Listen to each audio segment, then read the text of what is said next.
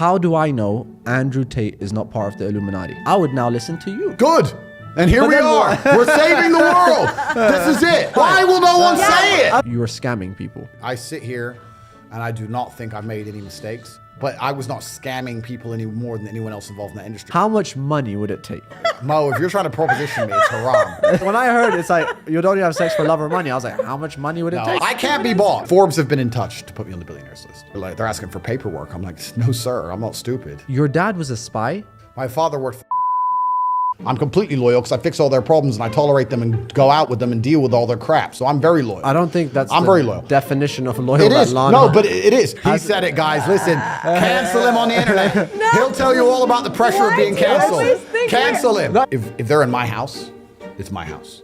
And I'm the boss. And that's what it's going to be, because my house, I'm the boss. Do it on camera. No, don't do it off camera. Get the board. We'll do it right after this. Get the board. Put it here. I'm certainly worth more than $1 billion. Don't worry about my feelings. Don't worry about my feelings. It's fine. I'll just cry after the podcast.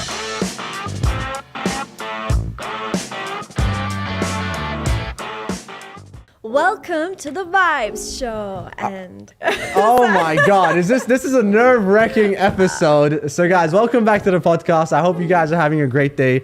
Today we have by far the most anticipated episode, and one that I'm really excited about. We have the one, the only Andrew Tate.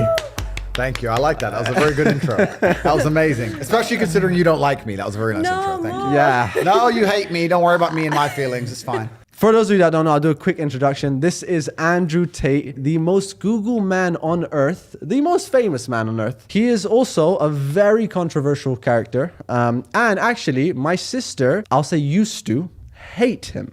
You just make it sound so bad. You do hate.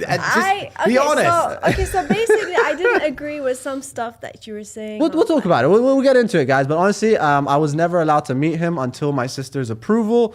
And finally, we kind of convinced her. And today we have so many things to talk about. And guys, before we get onto the podcast, all right, this takes about 10 seconds. If you are new on the channel, guys, click the subscribe button and turn on the notifications, guys. I know you're going to forget. This is a 2-hour podcast. So just do it right now while you're watching, because we are going to have a part 2. Write down your questions in the description box that you want me to ask. So first of all, how are you doing, Andrew? Yeah, I'm good, bro. I'm good. I'm surviving. I'm good. How's life been treating you? Because obviously you had the whole fame, the most Googled man on earth, suddenly banned, and just how did you deal with that whole commotion?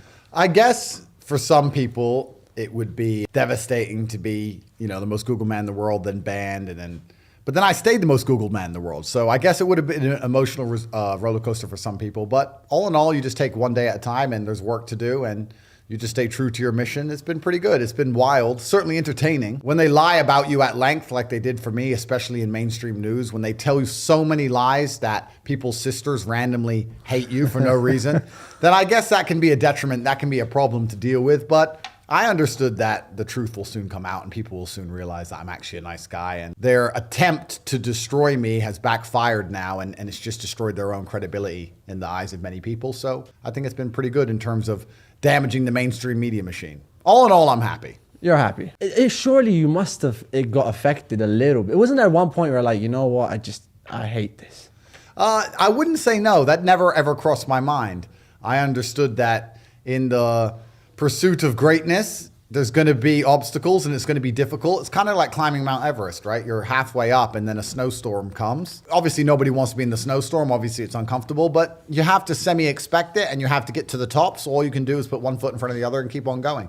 For me, it was just a matter of making sure that we managed to fall out effectively, which we did. Flip it on its head, which we did. Become more successful in spite of it, which we've done. And there's always work to do. And as long as there's work to do, there's no time to sit around and mope. You just have to get up and fight.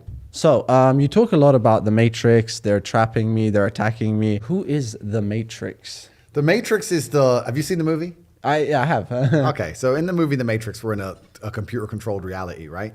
They've projected a false reality into people's minds to entertain them while their bodies are being exploited by the machines. And it's very similar here in the real world. You are inside of a reality which is false.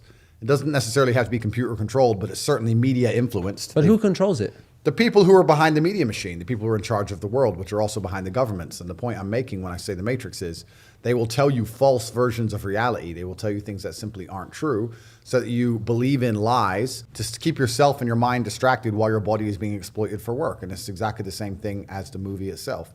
We can sit and discuss and go through conspiracy theories of who I believe these people are.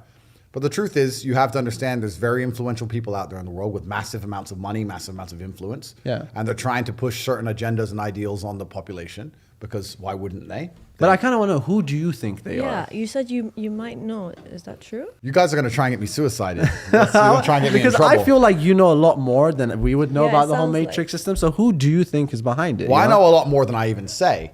But let me give you a simple example of it, right? So if you have a company, you have a podcasting business, let's say. Okay. If you hire a member of staff who doesn't agree with you and doesn't do as you say and doesn't listen to you, you're going to fire him. Yeah. Right? You're going to want people to listen to you because you're in charge and you have influence. So if there's people who print money and they're literally in charge of banks and in charge of governments and they own the world, Yeah. whatever they believe, whatever their influence, whatever their worldview is, they want to purport that and propagate that on the population, on the planet. And that's what happens where we have these ideas which are very heavily defended, and certain ideas which are not allowed to be discussed, and a false reality which exists in which conversations cannot be open, dialect cannot be open, certain things must be accepted as fact, certain things can't be discussed at all. And this all comes from the top. This is not an accident. This comes from very powerful people trying to push a worldview on the populace. Do you think Bill Gates is part of the Matrix? I think that Bill Gates is an extremely rich, influential person who certainly has had a role to play in certain agendas across the last few years. Yeah. It's not a matter of, you're thinking of it more as a small select room of people who are trying to control their world like a superhero movie. Yeah. It could be like that, but it's not like that. What it is you have very influential people with a lot of power, with a lot of resource, who are interested in creating slave minds amongst the general populace because they don't want to upset their very fortunate position in the world. Yeah. So there is a genuine and obvious agenda to attack masculinity as a whole, for example. The idea of masculinity, they like the idea of that being attacked. There's also obvious attempts to accelerate certain other ideas, whether, especially in the West, right? Yeah. The idea of children changing gender or putting sex in children's movies like Disney, etc. This is not conspiracy theories. This is all very obvious. Yeah. People are pushing these agendas, and they're pushing them for a reason. And it's very powerful people who are doing it, and they're trying to destroy the morality and certainly the resolve of the general populace, the general people, because they want to keep their very fortunate positions, and that's what's happening. So, like, these people, are they like public figures, or they're pretty low key people? You're still thinking of it as in regards to who the people are, and I understand why you're asking that question. I think you just need to understand that the people who are truly in charge of the world are sitting and saying, what is most advantageous to us? Yeah. Is it more advantageous to us if people are semi-depressed, self-obsessed, selfish, don't care about their neighbor, have no morality, atheistic, and will absorb anything they're told without any kind of resistance? Or is it better for us if they think for themselves and they're critically thinking and they believe in religion and they want to do good to God? And the truth is, in the West at least, it's the first answer to the things they're interested in. And I don't think these people are publicly known. I don't think they're well known, no. I think there's families that have been in charge of the world for a very long time. And they put like faces up front so they don't Puppets. They put puppets in front completely. And these people are beyond money. Like even during the coronavirus pandemic, a lot of people were saying, oh, I agree, Andrew, it's all a scam. They're doing it for money. And I said, no, that's a very optimistic way to look at the world. They're not doing it for money. These people are beyond money. They have enough money. They print money. They don't care about money. It's about power. It's about control. It's about influence. And it's about having enough people do as you say regardless. And it's an interesting time of humanity we're living in, because now we have the internet. And there's supposed to be free speech, but there's certainly more free information. And I feel like a lot of people's minds are slowly waking up to the fact that a lot of the things you're told on the traditional news is a lie. The traditional media machine is nothing but a propaganda machine. And they're trying very hard to still keep control over us and keep influence over us. And they're doing that by, especially with the way societies work, especially with the way relationships work, with the way the children go to school. Certain things are keeping a very tight grip on because they know it's very important for their power and their propaganda machine. All right, you said one thing. You were like, how nowadays it's like this whole gender identity and stuff like that, and you know how they spread messages. You saw recently the whole Balenciaga scandal. Yep. What do you think about that? I know. Well, I can tell you what I think about it. It's very obvious they're trying to tell the world they're pedophilic. They're trying to tell the world. Would you agree? Would you agree? I mean, definitely. Go on. Sorry. I mean, it was definitely like a very controversial thing, but like, how did they get that wrong? Isn't that bad for their brand? I'm going to try and pin you down and make you say it. Are they trying to tell the world they're pedophilic? Yes or no? I honestly don't know. Honestly, I don't know. You do know. Why are you scared to say? No, this is the problem. Everyone's afraid to say definitely it. That's what it shows. But the thing is, I wasn't sure. Like, okay, this is what I was thinking. Could it be possibly? Okay, look. Obviously, I'm totally against what I saw as well. Okay. But like when they were saying that, they didn't see it, like, because there's different teams handling. Oh yeah, it. of course. And sometimes you do realize, like, okay, we have our own like company as well. But like sometimes, like we. Just by looking away for a second, sometimes the people just do their own thing. This was not one photo shoot or one advertising campaign that happened to have one thing in it which could be misconstrued. This is every single different advertising campaign across different film shoots by different companies, all having multiple references to pedophilia. So it wasn't a mistake. No. So how could it be a mistake? What's the statistical odds of that being a mistake? It is obviously on purpose. Are they trying to tell you they're pedophilic? Yes or no? I mean, pedophilic. Just say yes. This is the exact problem with the world. The exact problem with the world is that people who are sitting here with influence are afraid to have a firm opinion on anything because they're scared of being canceled. Balenciaga just got canceled. They can't come for you. Balenciaga police ain't going to bust in here. Don't worry, I'm here. Yeah. If they come in, I'll deal with them. It's fine. I'll take them out. You can say right now that they're trying to tell you they're pedophilic because they are. They did it on purpose. They've done it across multiple different advertising campaigns with multiple hints per advertising campaign, trying to show you they're pedophilic. And the fact that you guys will still sit here and go, I'm not sure. We agree on that. Is that a say they're pedophiles. Say Balenciaga a pedophile. Say it. Say the word. Balenciaga, you are a very bad person. No, they are, and they're doing it on purpose because they're satanic. They're trying to destroy the baseline morality inside of humans because once you do that, the slave programming has no resistance. Even things that you know intrinsically are wrong, like pedophilia, for example. Yeah. You know it's intrinsically wrong, but they're deliberately trying to attack your senses and make you sit and question yourself and go, well, maybe it's not so wrong. If they can convince you that having sex with children who have no consent to give is somehow acceptable, then they can convince you of anything. They can convince you to kill your fellow man, convince you to lock yourself in your house because of the common cold, convince you to work a job for no money, own nothing, and be happy and eat the bugs. It's bullshit. Yeah. And they're doing it on purpose, and they're attacking our senses, and it's extremely important we call them out and make it clear that we know what they're doing, and we're not stupid enough to fall for it. You guys cannot be afraid to sit here and say the truth. We're against that 100%. But you have to say it clearly. clearly. But it's just that, sometimes we just wonder, what was the reason? Was it really on because purpose? They're satanic. Of course it was on purpose. That's the thing. That's always been a question because, sometimes I've seen, working with a lot of people can be super hard. So obviously, look, I don't know what the logistics of the whole company was, but obviously I'm totally upset to see what happened as well. You don't accidentally include port papers from child pornography cases in shocking. Multiple photo shoots. Yeah. You don't accidentally include references to Baal, a god which ate children, in multiple photo shoots. You don't accidentally include works of art that show children naked dancing around fires in multiple photo shoots. You don't accidentally put bondage gear with children on accident across multiple photo shoots. The odds of that being a statistical accident, you're better off. You can win the lottery. That's ridiculous. It was on purpose, completely satanic. They did it specifically, and they did it to show you and tell you what they're doing. One, because they're trying to assault your senses, and two, because if you actually understand the truth of Satanism, most people don't know this about the world. If you understand how Satanists work and think, Satanists believe in karmic retribution. They don't believe they're allowed to trick you. If you believe in Satan, if you worship Satan, if you're a Satanist, you believe it's important you tell people what you're going to do because then you will not pay the price. There'll be no karmic retribution for your actions. So let me give you an example. If I sell poison apples and I put up a sign saying apples and you buy one and you die, then you were poisoned. If I sell poison apples and I put up a sign saying poison apples and then you buy one and you die, you committed suicide. The fact that I told you what it was means I'm not guilty. I didn't murder you. You committed suicide. So when you do bad things, when you do evil things, the Satanist handbook, you can look this up yourself, the satanic religion says you have to make it clear to them what you're doing. And if they don't resist, if they don't stand up against it, then they are complicit. They're agreeing that what's happening is okay. So by telling you they're pedophiles and nobody do anything about it, they could sit there and go, well, everyone knew we're pedophiles. Look, it's obvious we're pedophiles and nobody cares. Which is also why it's so important we call them out.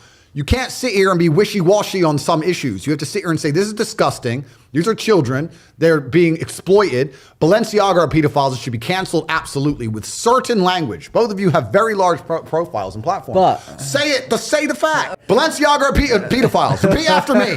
Balenciaga are pedophiles. Yo, but what about, okay, fine. Why will no one say it? Okay, What's the fear? People who did that are pedophiles. Balenciaga are pedophiles. Fuck Balenciaga. They can come in the door right now. There's not a single person who works for Balenciaga. I couldn't rip their head off their shoulders. Do you believe, in number one, second chances, but also that cancel culture? Because a lot of people said, for example, Andrew Tate is a misogynist. He doesn't like this. He agrees with rape. There's no second chances for pedophiles. There's no second chances for Satanists. No, but the thing is, but don't you think, not misunderstanding, but let's say a lot of people. Can I be honest with you? If I know that the main person who did that, then yes, I will literally say you're a pedophile, and I would totally hate that person.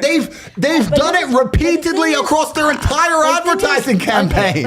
What more do you want? But the thing is, can I be honest with you? Like the first time I saw it, I didn't pay attention to it. Like I saw it, but like the people that did it, they knew. I saw a teddy bear. Like I swear down. Like when I saw, I couldn't even.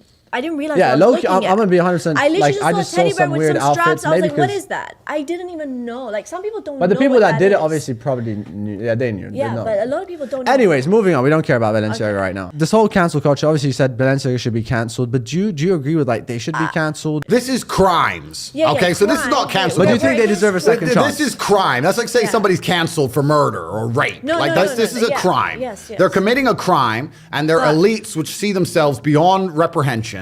They're elites that see themselves beyond the law. We understand that the Western world is completely corrupt from head to toe. There's private islands where terrible things happen. These private islands are in close leagues with people who are running these fashion brands. This is absolutely disgusting. With children are being exploited, lives are being ruined. Yeah. They're trying to show you, because they worship Satan, what they're doing, and they're trying to tell the world what they're doing so they don't face any repercussion for it. They're also trying to assault your consciousness and destroy your baseline morality to make a slave of you. This is beyond cancel culture. Absolutely. This is not some simple bullshit. This is a big deal. Cancel and like when you're 100%. No, that's what I believe in. Like, so you said obviously this is a controlled thing. The whole like whatever industry is controlled, and is that like kind of like I want to get onto the topic of Illuminati. So you have the Matrix. Yeah. Is that different from the Illuminati? Well, Illuminati is a name for it. The Matrix is a name for it. There's a lot of different names for it. But the simple version is there's people with a lot of influence and control, which are interested in controlling the narrative and working with their friends. Okay, this is going to be something I genuinely think about these things. Sure. How do I know Andrew Tate is not part of the Illuminati? You have to look at the things I'm saying. If you believe I'm part of the agenda that's being pushed by the Matrix itself, then that could be argued because I am the most Googled man in the world. I'm super famous. I have massive influence. I think the number one way to prove I'm not is because I'm going against all the mainstream ideals. I'm going against the things they want. But if Andrew Tate was part of the Matrix, wouldn't that be exactly what he says to get us on board with him? So in the holy book where I read the Quran, it says that sometimes, okay, look, I'm not saying anything bad about you. I respect the Quran. I'm listening. I'm just saying, like, they said that the devil came to deceive the people by acting good and then suddenly switched it up later. Yeah, the devil was once an angel. I'm not saying you're a devil. I'm just telling you what I read in the Quran. That's it. Don't talk about Obama that way. It's fine. What's happening is, listen, I don't think I'm necessarily a smooth talker in that regard. I am a smooth talker, but I'm certainly not trying to convince people and push them down the traditional route that the Matrix is trying to lay out for people. I'm doing the absolute opposite. So you have to understand that if you see me as an agent of the Matrix, then you must see that all these other ideals they're pushing as anti-Matrix. Me and the things I'm saying are completely against mainstream culture in most ways. We can't both be pushing in the same direction. So you have to choose one. If you believe that I'm the bad and that the mainstream media and their culture is good when they're trying to convince children to chop their dicks off and Balenciaga and pedophilia and all the insanity which is on the news, if you believe that's the good and I'm the bad, that's your prerogative completely. No. But I would argue that it's completely the opposite way around. It's obvious to see. I mean, I genuinely think that'd be the next wave of like taking control, because obviously that era was there, you know, like, all right, blah blah, like you said, brainwashing with everything. But wouldn't the next level be get a bunch of people, show how bad it is, and then bam? Because I would, like, let's say if I'm someone that's controlled by the Matrix, I would now listen to you. Good. And here we are. We're saving the world. This is it. We're good. We're here. We're saving the world. That's exactly what happened, which is why they tried to cancel me. They tried to cancel me not because of what I say, because of my mass influence, because I was extremely influential, and they tried to destroy me and delete me. Because if you have mass influence and you say things which talk against their agendas, They All don't right, like it. I have a question. So what would it take for us to overcome that? Like right now, let's say everyone watching this is listening to Andrew Tate. Yeah, like what's we your- wanna fight the system. Okay. What would we have to do collectively to win? All right, good question. So I truly believe that people still run the world because we decide how much we tolerate. Yeah. And we're unfortunately too tolerant of too much garbage, but we still do have control over the world. On an individual level, I can tell people how to escape the matrix, but on a societal level, it's far more complicated because the unfortunate reality is not everybody can escape. Yeah. You need some people to believe in the system completely, because if everybody didn't believe in the system, then society would break down. Nobody would want to do some bullshit job, right? Yeah. Like, it would all be gone. But as a whole, people certainly need to learn to reject the slave mind and reject the information that is told to them from the news, understand that's all a lie. People need to stand up for the obvious injustices they see. They need to state in clear language that Balenciaga are pedophiles, for example. That's very important for humanity, for it's clear. It's important that they control your speech because you're not going to think what you don't say. And this is how they control what people think, by controlling what people say in the first place. So that's very important. But on an individual level and on a societal level, they're different things. On an individual level, I think it's very important for you to be a sovereign individual, which is hard to do, especially in the modern world, but you need to have finances. It's hard to be free when you're broke. That finance needs to be in places or come from streams which can't be affected or canceled or turned off by the matrix machine. You need to be financially free. You need a strong network. You need good friends. You need to be anti-fragile. You need to be available to travel around the world, many passports. There's a whole bunch of things you can set up as an individual. But for the people watching at home, they just need to sit and understand that the system does not make rules for the good of you. It makes rules for the good of the people who make the rules. And a lot of the life paths and systematic processes that are laid out to the average man at home today is not for their own good. It's only going to lead them to depression and misery. It's for the good of the system. It's But so you different. said globally, there's no way to overcome the matrix. Like, that's the thing I'm trying to get at. What are we trying to do? What's the end goal? It's not globally, there's no way to overcome the matrix. I'm saying society would actually function better if some people do believe. So I'll give you an example during COVID, right? When I was walking around during COVID and I saw all these people wearing masks, I was flabbergasted that anybody gave a shit about any of this crap. Yeah. I couldn't believe people were wearing masks. Yeah. I was like, why are you wearing a mask? But then you have to understand that if these people who can be so easily convinced to muzzle themselves, these are the exact same people you need to do a whole bunch of important roles in society that people who are free-minded don't want to do. Yeah. You need people inside the matrix to be soldiers and go die in a ditch, right? You need people inside the matrix to stand in a gas station and really care about mopping that floor. So you need these kind of people, right? So, and you're saying, what are we trying to do? What we're trying to do is speak to the sovereign individuals or the people who are capable of having a free mind and help them escape. Just like in the movie The Matrix, Morpheus says, not everybody can escape. Yeah. Not everybody can. Most people are dependent on the system. They'll fight to defend it. But some people have their minds ready to be freed. But do you think and that's who also- I'm talking to. Do you think ultimately, like, what I'd say, what I understand from you is you just think we definitely need a system, but maybe we just need new people in charge of that matrix system? You need checks and balances. We definitely need a system. Every system of control is always going to be full of lies. They're always going to lie to us to a degree to benefit themselves. You're never going to have absolute freedom. You're never going to have absolute truth. But you do need checks and balances to that system to prevent complete tyranny. You need a contingent of people who are free, who fight back and talk against the matrix. People like me, people who support me, those who are particularly free thinking. Those are the people you need to keep some kind of power balance in place. Yeah. If I didn't exist and people who thought like me didn't exist and nobody spoke up, then it would just be absolute tyranny. And then Balenciaga could just be pedophiles forever. There have to be people to stand up and say no and push back. Yeah. In life, it doesn't matter where. In life, if there's no checks and balances, if there's no equal and opposite force, everything becomes tyrannical. So do you think money is power? I think money is related to power, but in and of itself, it's not the only thing that makes somebody powerful. No. But just on the checks, and I'll answer that in more detail in a second, but on the checks and balances question, if the ocean doesn't reach a point of equal and opposite force, it will just engulf the entire planet, right? There has to be an equal and opposite force at some point. I'm not talking about freeing every single person from the matrix. I'm talking about freeing enough people who are ready to understand how the world really works so that there is an equal and opposite force to the tirade of bullshit, the absolute clown world bullshit they're trying to push on all of us. If nobody stands up to it, we're going to end up just fucking swallowing it all. Yeah. It's garbage. So you need to have an equal army on the other side. Those are my people. I don't work for the Matrix. I'm the opposite. I'm Morpheus. I'm here to free the minds. We're the free people who hack into the Matrix and fight against the agents and the machines. As for money being power, money is certainly related to power, but the true power of the world is influence. I am currently one of the most powerful people on the planet. I can influence millions and millions and millions of young people with my mouth alone by speaking. That's why they fear me. That's what my power is. I can sit here and say the sky is green. And if I say it enough, people will begin to believe it. That's power. Power is influence.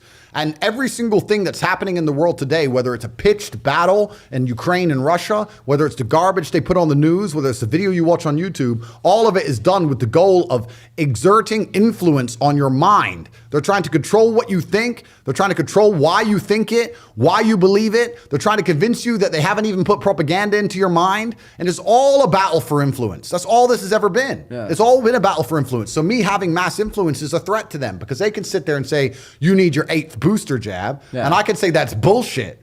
And we have two armies, 2 battles of influence against each other. Maybe one of the solutions is to just step away from media sometimes, like a lot of the times. You just lose power at that point. No, just to like get grounded, in life and just be more focused. Yeah, well, it's not just media, right? Because if the media convinces everybody else, then it becomes real. You can step away from media during COVID, but you walk outside, everyone had a mask on, so you're still stuck, right? So yeah, I agree. It's good to step away from media, think for yourself, etc. But most people are not smart enough. Most people are not intelligent enough to self-analyze and defrag their own brains and understand they're being programmed. Yeah. Most people do not have that level of intellect to sit there and say, every strongly held opinion that I have, where did it come from? Who told me it? And do they have my best interests at heart? You didn't like me, for example. No, it's fine. I actually find it's great for me to make points. So I'm glad you didn't like me. I don't like Andrew Tate. Why? Well, they told me not to like him. Who told me? Well, these people. Do they care about me? No. Most people don't get an opinion and break down where it even comes from. They just get an opinion and they defend it. And you'll see people arguing and fighting in the street over opinions they don't even know where they've come from in the first place. Most people are not intelligent enough for that. So everybody and everything you consume is going to influence you to a degree. The mass media machine is trying to influence everyone. I'm trying to influence everyone. Yeah. I'm right here trying to influence people. I'll sit here and say, I'm trying to influence people at home. I just like to think that those at home understand, yeah, Tate's influencing me, but he is living a life I want to live. He has better intentions. He has a purer heart than the mass media machine and the pedophiles of Balenciaga. But, okay, I'll let Lana say it. I don't think she hated you because of what others said. I think it was because of what you said. Can I come through, please? Sure. Can I say? Lana, I want you to be 100% honest. Tell me what's wrong. Go on, say. I was a number one crazy fan about you. And she liked you at first. I really liked you a lot. Okay, and I still do. But you know what happened was there were certain things you said. Okay. About women. Okay. And that triggered me. I understand. And when it hits you personally, it feels like, whoa, I feel like he's saying this about me. Just say, what did he say? Just say, it's fine. He was saying that women above a certain age are basically useless. And I was like, yo, I've been at home most of my life. I pretty much had one relationship for 8 years, and I barely did anything, and my mom even knows that. And I was like, now every guy in the world is gonna think that people my age are horrible people. No. Let's stop for a second. So no, that's a good point, but let's get it in context. I did not say that girls above a certain age are horrible people. Yeah. I did not say girls above a certain age are useless. I said girls above a certain age are less attractive than girls who are younger because of innocence. Now you're particularly innocent, but you're also you're in a very good family, in a very good culture, in the best country in the world. I'm talking about the Western world. And in the Western world, there's no girl at age, 32 in Las Vegas who is pure. Not a single one on the planet. So we can't sit here and apply what I'm talking about for the Western world to the Middle Eastern world. That's the first thing. Second thing, we can't say I'm saying women are horrible when I'm not saying that. I'm talking about the attractiveness of women. And thirdly, I'm not going to sit here and lie to people, and nobody else should sit at home and lie and pretend that innocence is not attractive in females. Men find innocent women attractive. This is why virginity is coveted. This is why you've protected yourself and made sure you've stayed a good woman. This is why all good women do the exact same thing. And in the Western world, as time goes on, women lose their innocence pretty quickly. I'm not going to sit here and say that's not the case, because it's absolutely and utterly the case. It's fact. All right. Okay. So I'm going to try and get through a bunch of stuff because I have so many questions for you. Has anyone tried to kill you? I'd like to think no, but perhaps I'm just very good at thwarting their attempts. You know, maybe I'm just hard to catch. There's certainly been some interesting situations, but I'm not going to talk about them here on the podcast. I'm under attack every single day. They're attacking my character. They're attacking my integrity. They're attacking my finances. They're attacking my freedom. They're attacking my companies. Every single day I wake up and there are people on the planet whose goal is to attempt to destroy me. So I am under attacks. All right. Now, I heard somewhere you bought a bank. That's a payment processing for the real world. I also have to be very careful how I answer some of these questions, because if I give too many details, might mess up the deal. Well, it destroys my power, right? So for the real world, when I was attacked by the mass matrix machine, they also attacked Hustlers University, which was my online school that teaches people how to make money online. We have 18 modern wealth creation methods. We teach everything from the things you know about crypto, stocks, copywriting, etc., to some ideas people have never heard of. We grew exceptionally large. We had people who were making a lot of money inside the school.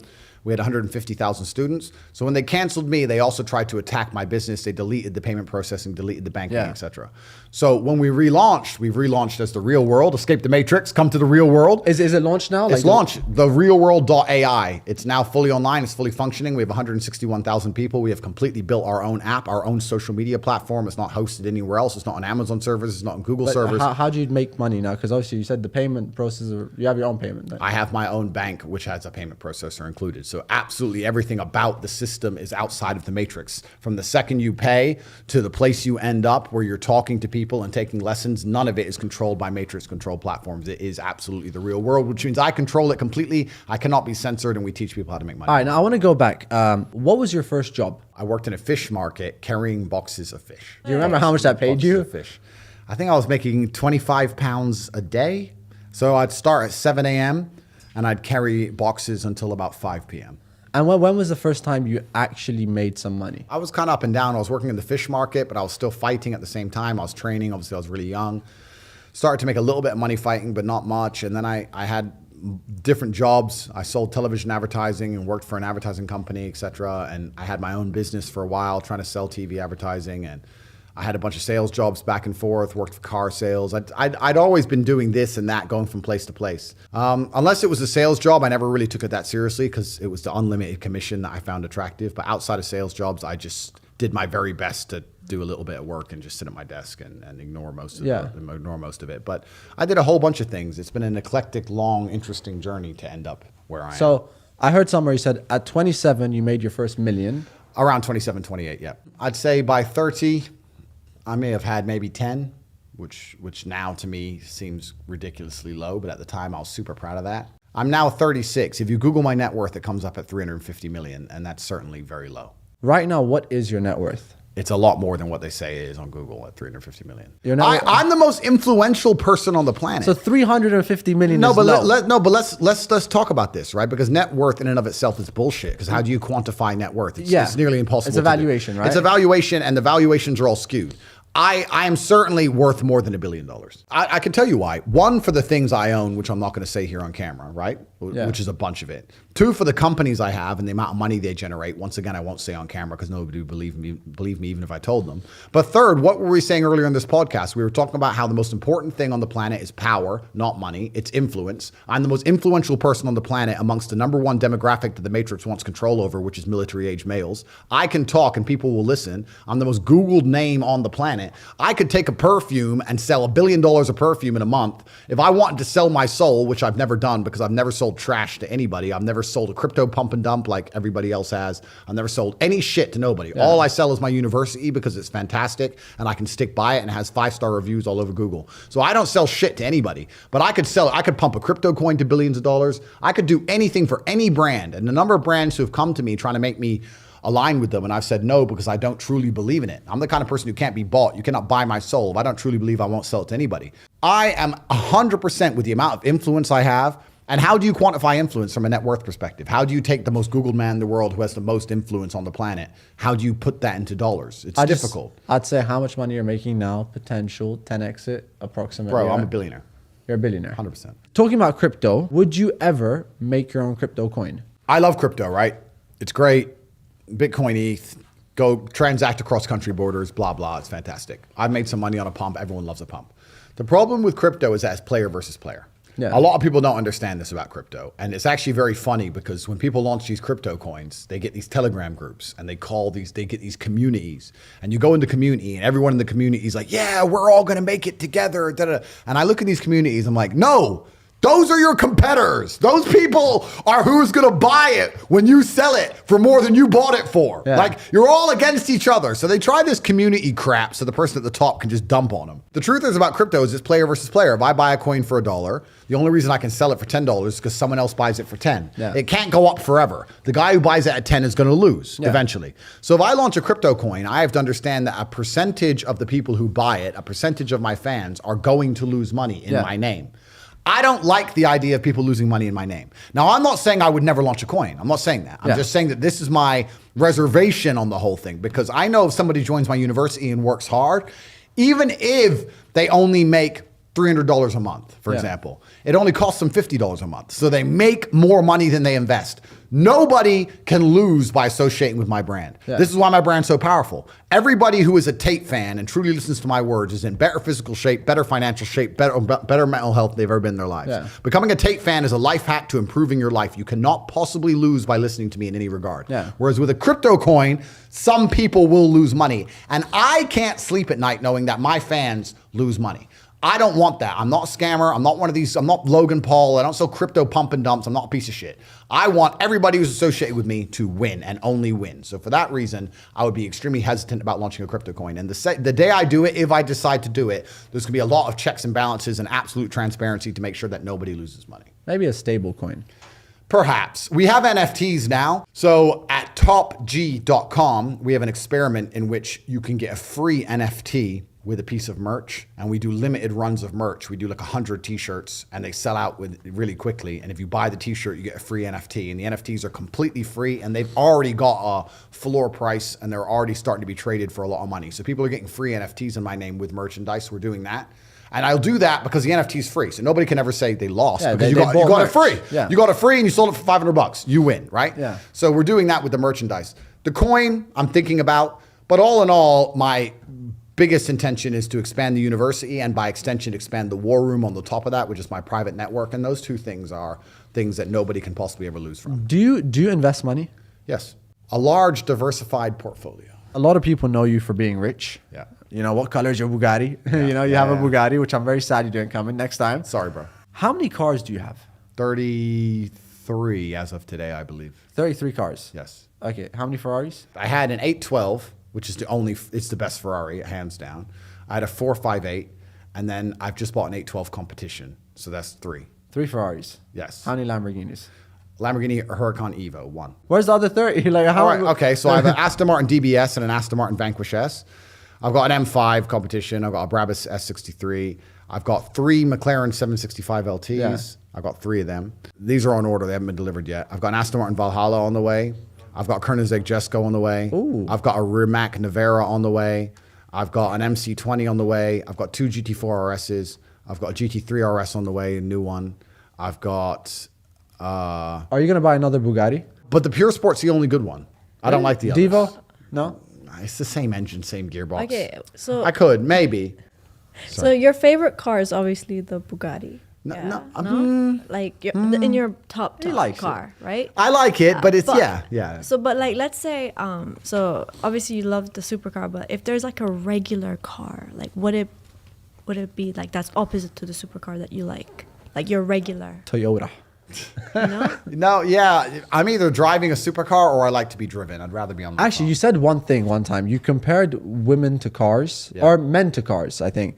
And it was like, you know, when you're driving a supercar, it's unreliable but great. Yeah. But if you drive a Toyota or a Nissan, whatever, they're Yeah. reliable. Yeah. So what's your take on that?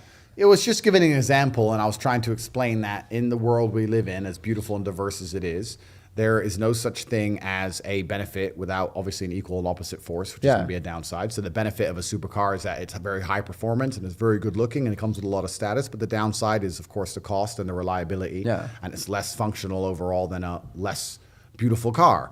And the point I was trying to make is that if you want a very high status, flashy man, he's going to come with some downsides. There's going to be some detriment to that. Yeah. Same with a beautiful woman, right? If you get a beautiful woman, beautiful women have bad tempers because they're beautiful and everyone puts up with them. So it's just how it goes, right? So if you want to have a really beautiful car, if you have a McLaren, it's going to break down sometimes.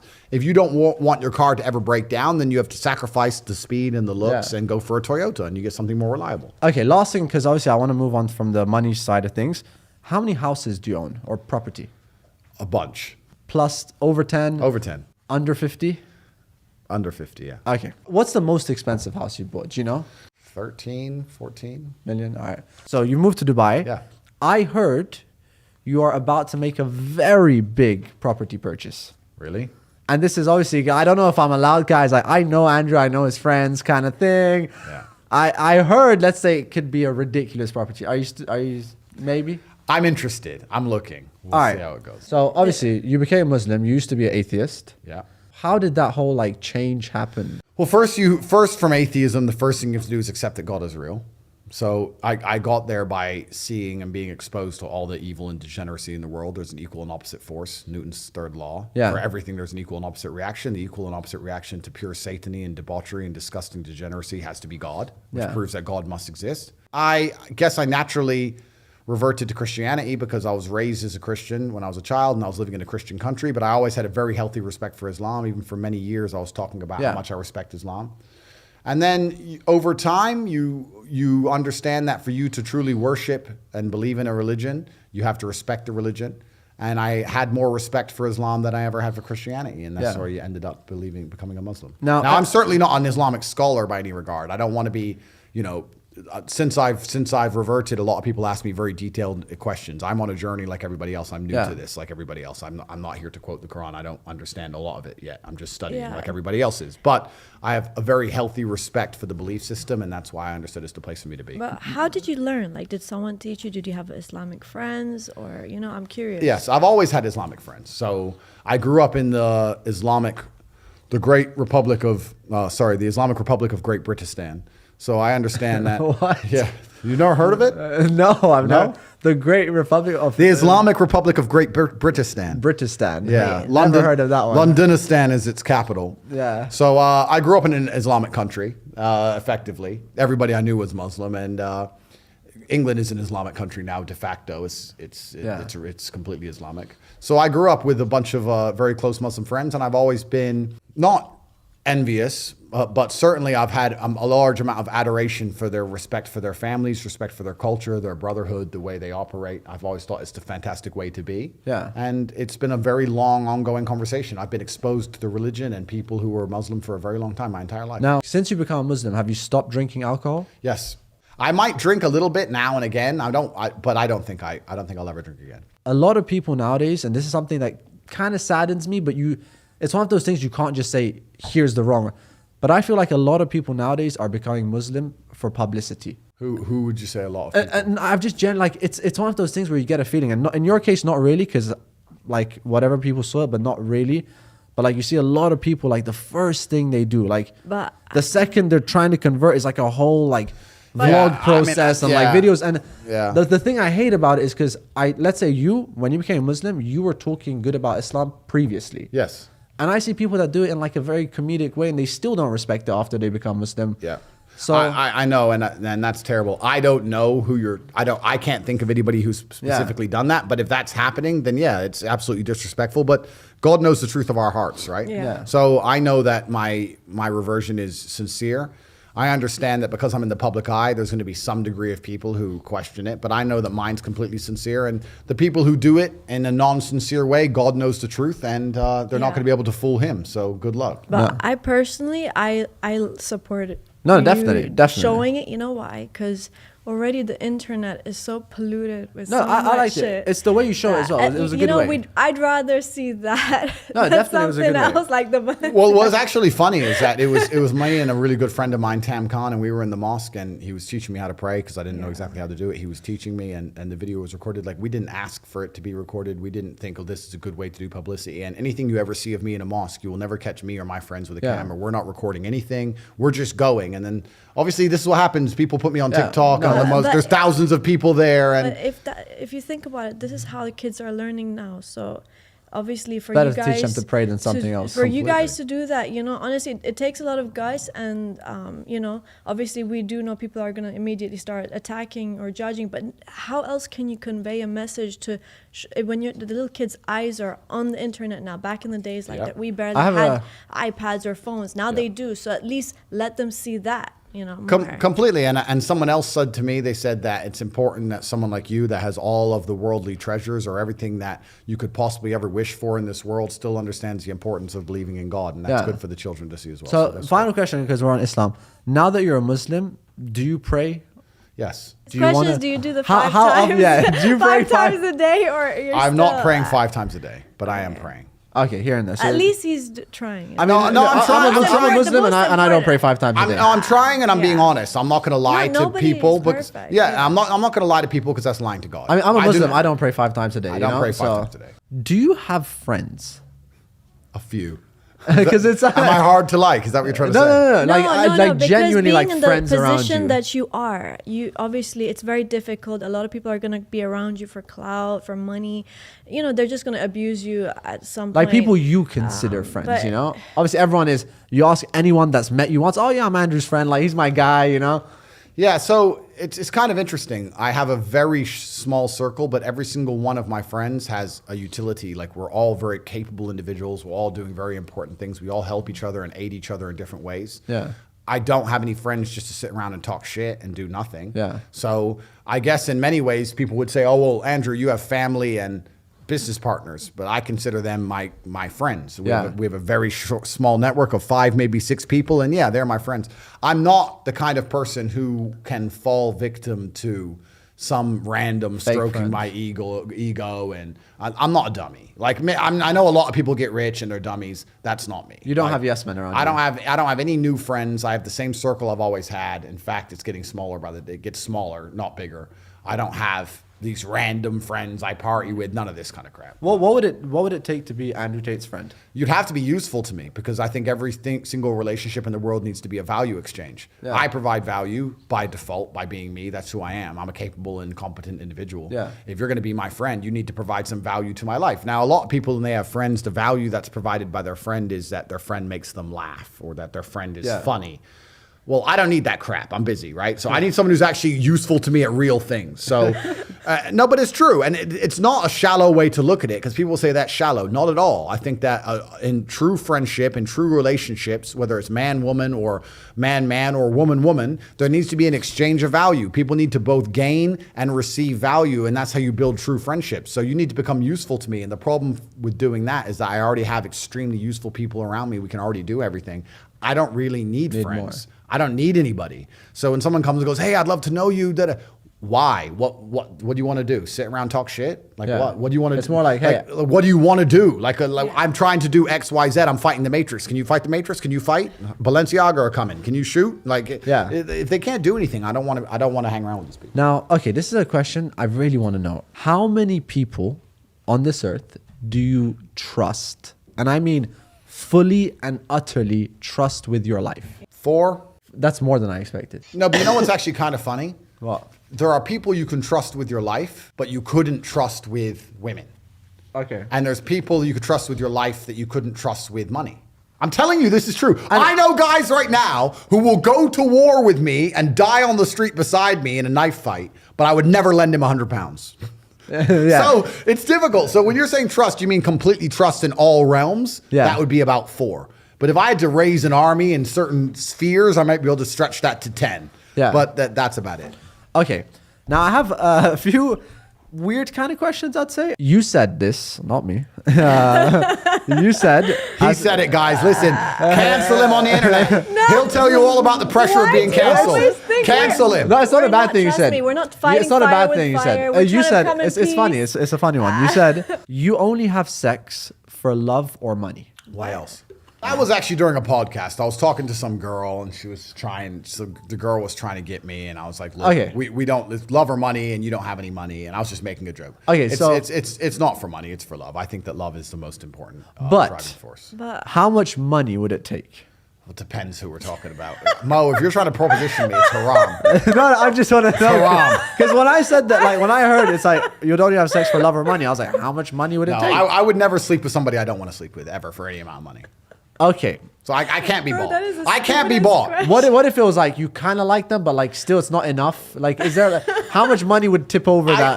I can't be bought as an individual. My soul is intact. My heart is integral. You cannot buy me. You cannot convince me. Show him that million check. Yeah. I mean, okay, So fine, but I thought maybe there's like a price tag you have in your head. No, that- like if a woman wanted me to sleep with her and I wasn't that interested, the way for her to convince me to do that would not be money. She'd Okay. have to do something else. What's your opinion on marriage? It's heavily dependent on the specifics of the relationship and the geography in which the relationship is set. Because I think in the Western world, marriage is just suicide. I don't think it makes any sense at all. Now, obviously, if you had a lady that is Muslim, Yeah, but is it truly God-fearing? Because there's Muslim lady, let's say there's Muslim women in the U.S. who are drinking alcohol and No, let's say Starbucks, obviously you have that- feminists running around saying almost they're not Muslim, Yeah, they're not Islamic I agree, at all. I agree. So you also have to keep in mind that's a sliding scale. And the truth is you have to be a logical actor. When you're creating your life and constructing your life, if you're playing the game of chess, you need to make the moves which have the best possible advantage for you and the least possible advantages to your opponent, right? Yeah. You have to stop leaving yourself open to be destroyed. And the problem with the Western world is that marriage can destroy you. Marriage can destroy. It's designed to destroy the man the second it doesn't work out well. So it's not very intelligent to sit and decide in the America. But- I love this woman. no, let not me in just America. sign up. Let's say now you're here, obviously, you're Muslim now, and you meet Muslim girl, strict family. Yeah. And they're like, listen, I'd happily Andrew- get married, yeah. Oh, you would get married? Yeah, for sure. What's your thoughts on arranged marriage? I think it's a great idea. Really? Absolutely. Who knows better than dad? Dad knows best who the woman should marry. Absolutely, that's a fantastic idea. Oh, What? okay. Yeah, arranged marriages don't they have a far higher success rate than any non-arranged marriage. Yeah. I think it's a really good thing. It means the dad's involved. The dad knows the family. They've been correctly and properly vetted. Good. Absolutely, great idea. So, obviously, you're a ladies' man.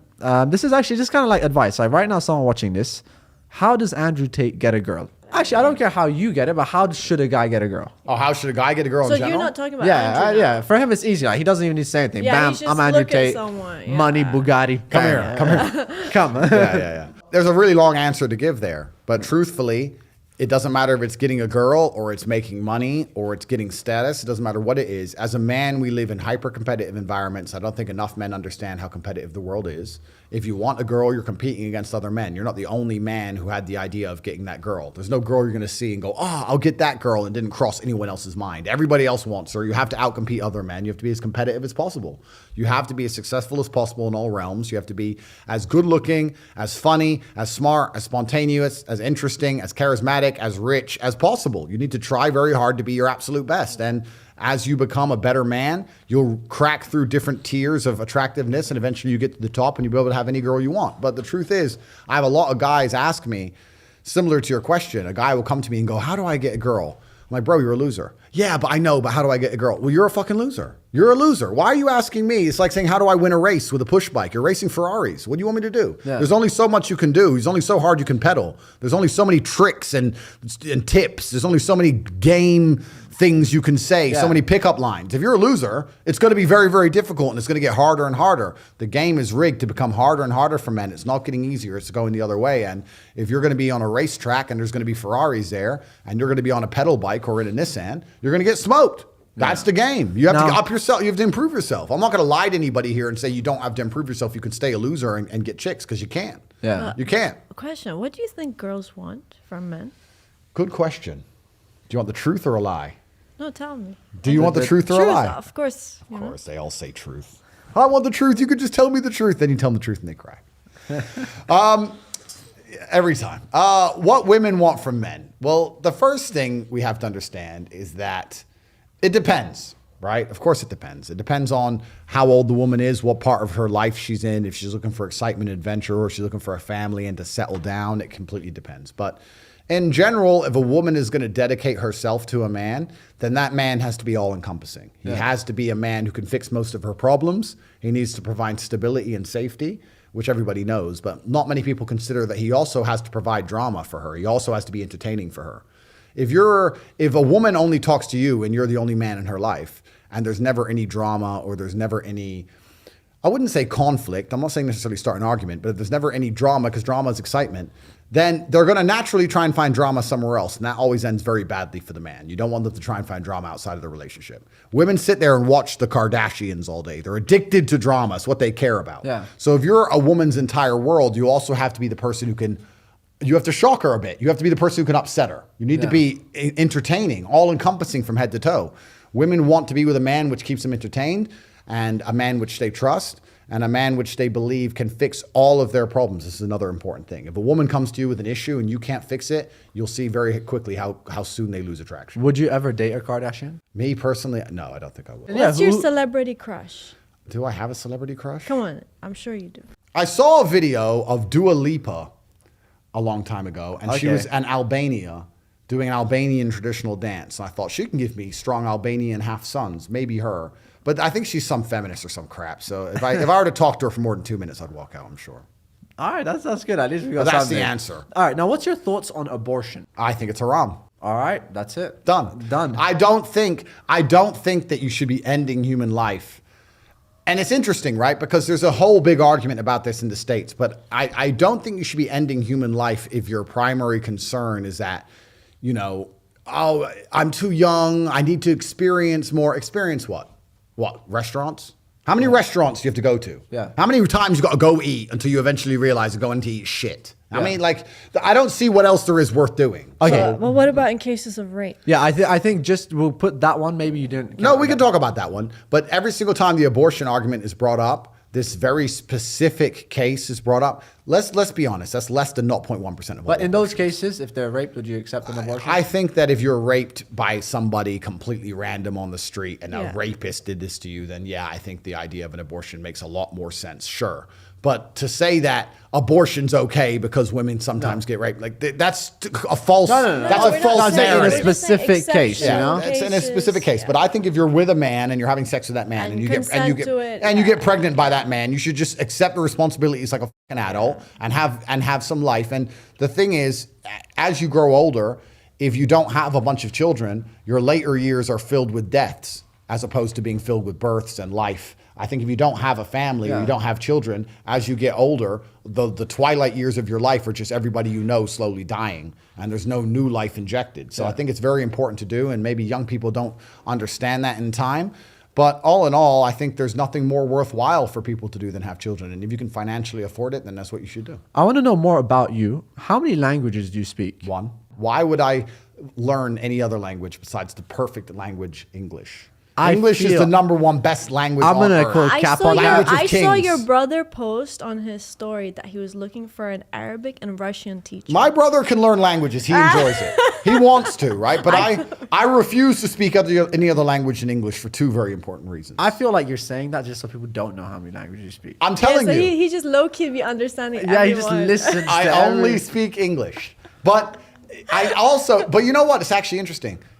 In this part of the world, in Eastern Europe where I live, Romania, etc., it's very common. In fact, it's completely considered normal for people to speak more than one language because Yeah. everyone speaks their host language and some English. It's very normal. When English is your first language, knowing a second language is extremely unusual. Yeah. It's very rare to know a second language and English is your first language. Okay, but if you had to learn a second language, what would it be? I don't think I don't want No, to know a second if language. you had to. Who cares? Yeah, I mean, I'm it would be Russian or Arabic, but the problem with learning a second language is no matter how hard I study, I will never be as compendious and concise and interesting and compelling in that second language as I am in English. Yeah, because so he's like perfect. in yeah, it. I'm perfect in English. So why would I speak in a language which I don't speak as well as in English? It's a theoretical question. I know, but I'm just explaining why I don't learn another language. All right, now you are top G. Thank you. All right, I'll take that. but as top G, Yep. have you ever been scammed? No, I don't. In recent history, no, I don't think. Now you've asked that question. I don't think I've ever given money to anybody or anything, and I either gave it knowing I wouldn't get it back, which But is a scam. okay, even though knowing you might not get it back, has someone kind of pulled the fast one on you? Never.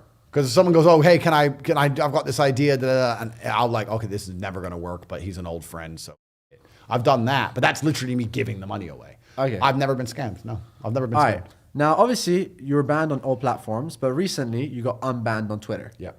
Was that because of Elon Musk? It looks like it. The big G, big E. Are you guys friends?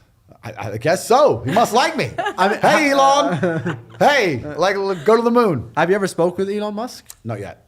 Okay. Would you like to? Sure. I mean, I know that in the timeline on my trajectory, with my time on the planet, the chance of me speaking to Elon is 100%. All right. What's your weirdest celebrity encounter or celebrity encounter? That's a good question.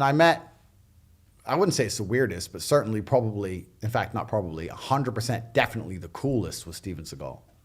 Okay. So I met Steven Seagal, and I've met him multiple times, and we spoke for hours and hours at length. And Steven Seagal is a childhood hero of mine. He's always been one of my heroes. His movies are my favorite movies. And they say never meet your heroes, but that's not true with Steven Seagal. Meet him, because he is completely based. He understands the truth about the world, the truth about the Matrix, the truth about the lies they tell you in the West, the truth about the lies of the media. He's completely based head to toe, extremely intelligent, great to be around, and Steven Seagal's a badass. So I saw you're hanging out with Aiden Ross. So how is it? Oh, yeah, that's a You relationship guys are that I a really love. cool duo. I must admit. I want to meet Aiden, to be honest, Like, just because of the relation you guys Like, have. do y'all have like sleepovers now? I mean, isn't he at your house right now, or did he leave? He's flown back now. So he flew here to see me, but he's gone. So now. how is it? Aiden has potential. It's my goal to try and fix him and make him realize and reach his potential. But it's difficult because he's living in A little bubble. Yeah, he's living in a bubble inside of America, and there's a whole bunch of garbage around him. We'll see if we can instill some discipline in him or not. We'll see. Now, I have a question. Do you take medicine? No. Well, it depends. Well, I mean, currently, no. I I'm try saying- very hard not to. But if I'm not going to reject malaria meds if I'm dying. No, like let's say like a Panadol. No, zero. Is No, that like I don't Wait, take painkillers. So you never get headaches or? That is one thing. You know, my father used to go nuts about that when I was young, and I didn't understand it. And now, like every other thing with my father, I completely understand how right he was. No. This idea, we're going to fix this now on this podcast. We're going to fix the world. Buckle up. Yeah. This idea of random headaches is bullshit. It's bullshit. If you have a headache, it's for a reason. Did you hit your head? Yes or no? Well, no, you didn't hit your head. So are you dehydrated? Probably. Have you drunk a bunch of water? No. If you really drink a bunch of water and you didn't hit your head and your head still hurts, have you laid down, had a little nap? Maybe you were tired. Now you feel okay again. Why are you taking drugs?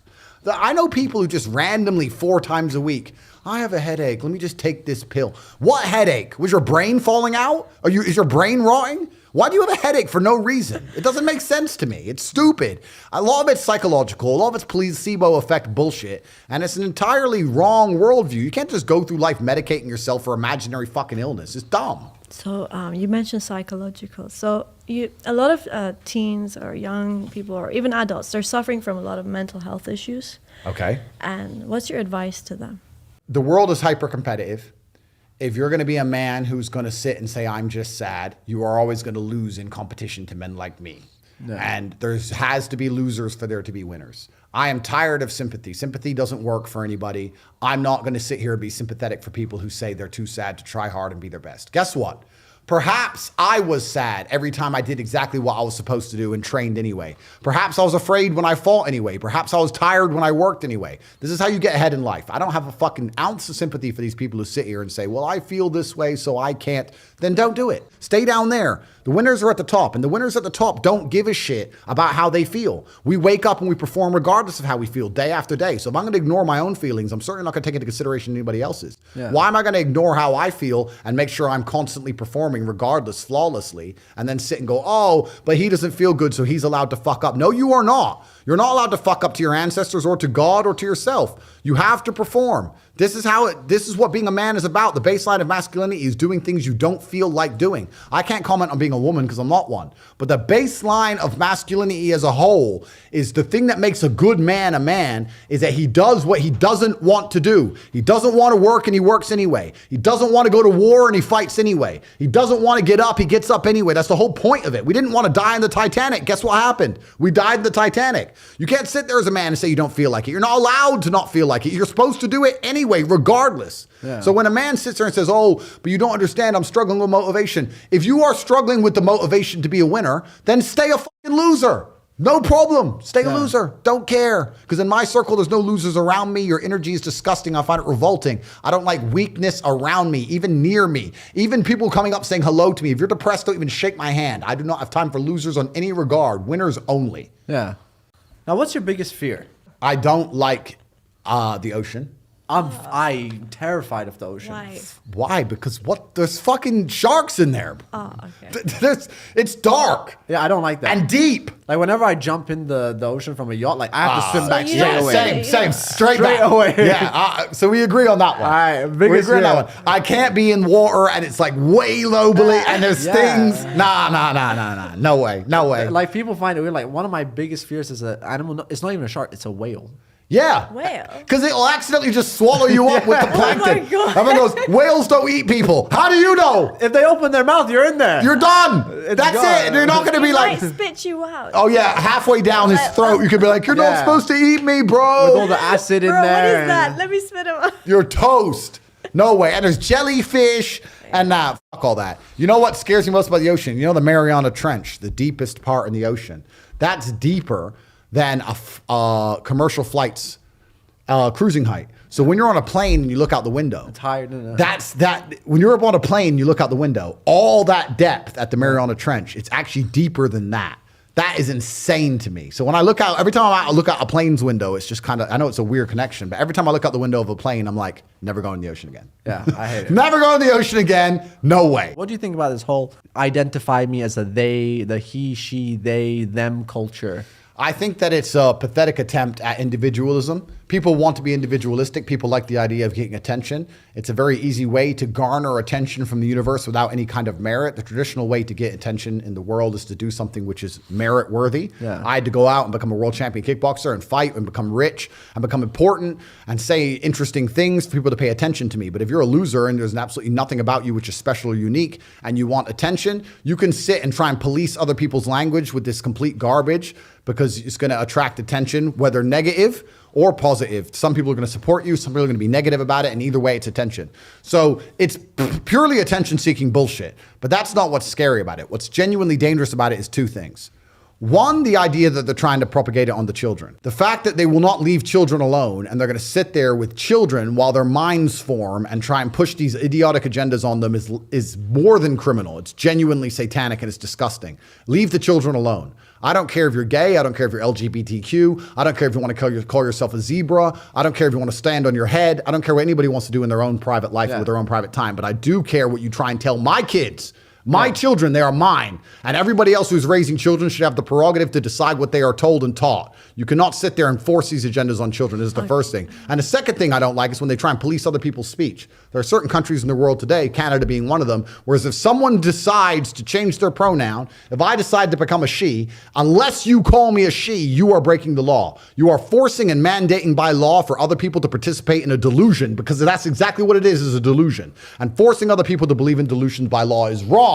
So I don't have anything against it on the individual level, but when it expands out on the societal level, it offends me. Okay, so how would you raise your kids? Because Yeah, that's what I was about to ask. I was like, you said about kids, so how will you protect your kids? Well, that's it. It's very difficult now because your children are constantly exposed to all this garbage on the internet. It's hard, and the agendas and the machine behind them is constantly attacking the psychology of your children. Yeah. It's extremely scary, and you have to do your very best to keep them God-fearing, keep them disciplined, and make them understand at a very fundamental level that your parents know best, daddy knows best, that the machine does not know better. I'm the one who raises you, I'm the one who takes care of you, and I'm the one who's going to have the final say on basically all of your opinions until you reach 18 years old, and that's how it's going to be. Now, quick one. What would you do if your son was gay? I get asked that question a lot. I would not disown my child if he was gay. I don't care, right? I would not allow my child to be a degenerate person, right? So if he was gay in his own privacy, in his own private time, I wouldn't care. If he was gay and he was a gay rights activist and he was walking around in bondage gear on a gay pride parade in public, then I would disown him. Not because he's gay, but because he's degenerate as a person. I don't care if you're gay or straight. You should keep your clothes on in public. You shouldn't be walking around in bondage gear, gay or straight. There's nothing to do with sexual orientation. I don't like degeneracy. I think degeneracy is repulsive. So it depends on how he acts. But all in all, it wouldn't be that offensive. I mean, you said disowning, but like, you don't think maybe talking it out, trying to give like a chance. Like, yeah, to she was, how would you understand deal with it cer- on a personal level? Like, would It's you not gonna. immediately It's not say gonna you're happen to me. out? It's not even gonna happen to me. So the odds of me having a gay son is 0%. And we're not saying just that. We're saying like, you know, with everything, not just that. It could have been anything like that. You don't agree with the way, you know, how the kids, you know, how they're just going astray now. I mean, the odds of me having a gay son is 0%. But it Or let's say they do something that, you know, is well, controversial. it depends on their age and it Just depends what like- they do, because I'm not going to negotiate with children. I see a lot of full-grown adults negotiating with children, and it's disgusting. I see full-grown adults sitting there with kids going, "Hey, you know, if you're good today, I'll give you some candy." I don't do business deals with kids. How do you Children are going to discipline? comply. Yeah. They're going to obey me. When they reach an age of adulthood, then obviously we can have a discussion, because they're fairly sentient and they're also capable of living on their own terms. But as long as the child needs me for survival, it's my way or the highway, and there's not going to be any negotiation. There's not going to be any business deal. If I sit and say turn the TV off, they're going to turn the fucking TV off, and there's not going to be any. There's not going to be any discussion. There's not going to be any deal. There's not going to be any reward for them complying. Their reward for complying is the fact they continue to exist. You're going to turn the TV off because dad said so. Turn the fucking TV off. Yeah. And that's how I was raised. Now I'm going to raise my children exactly the same way. Yeah. They're going to listen to me.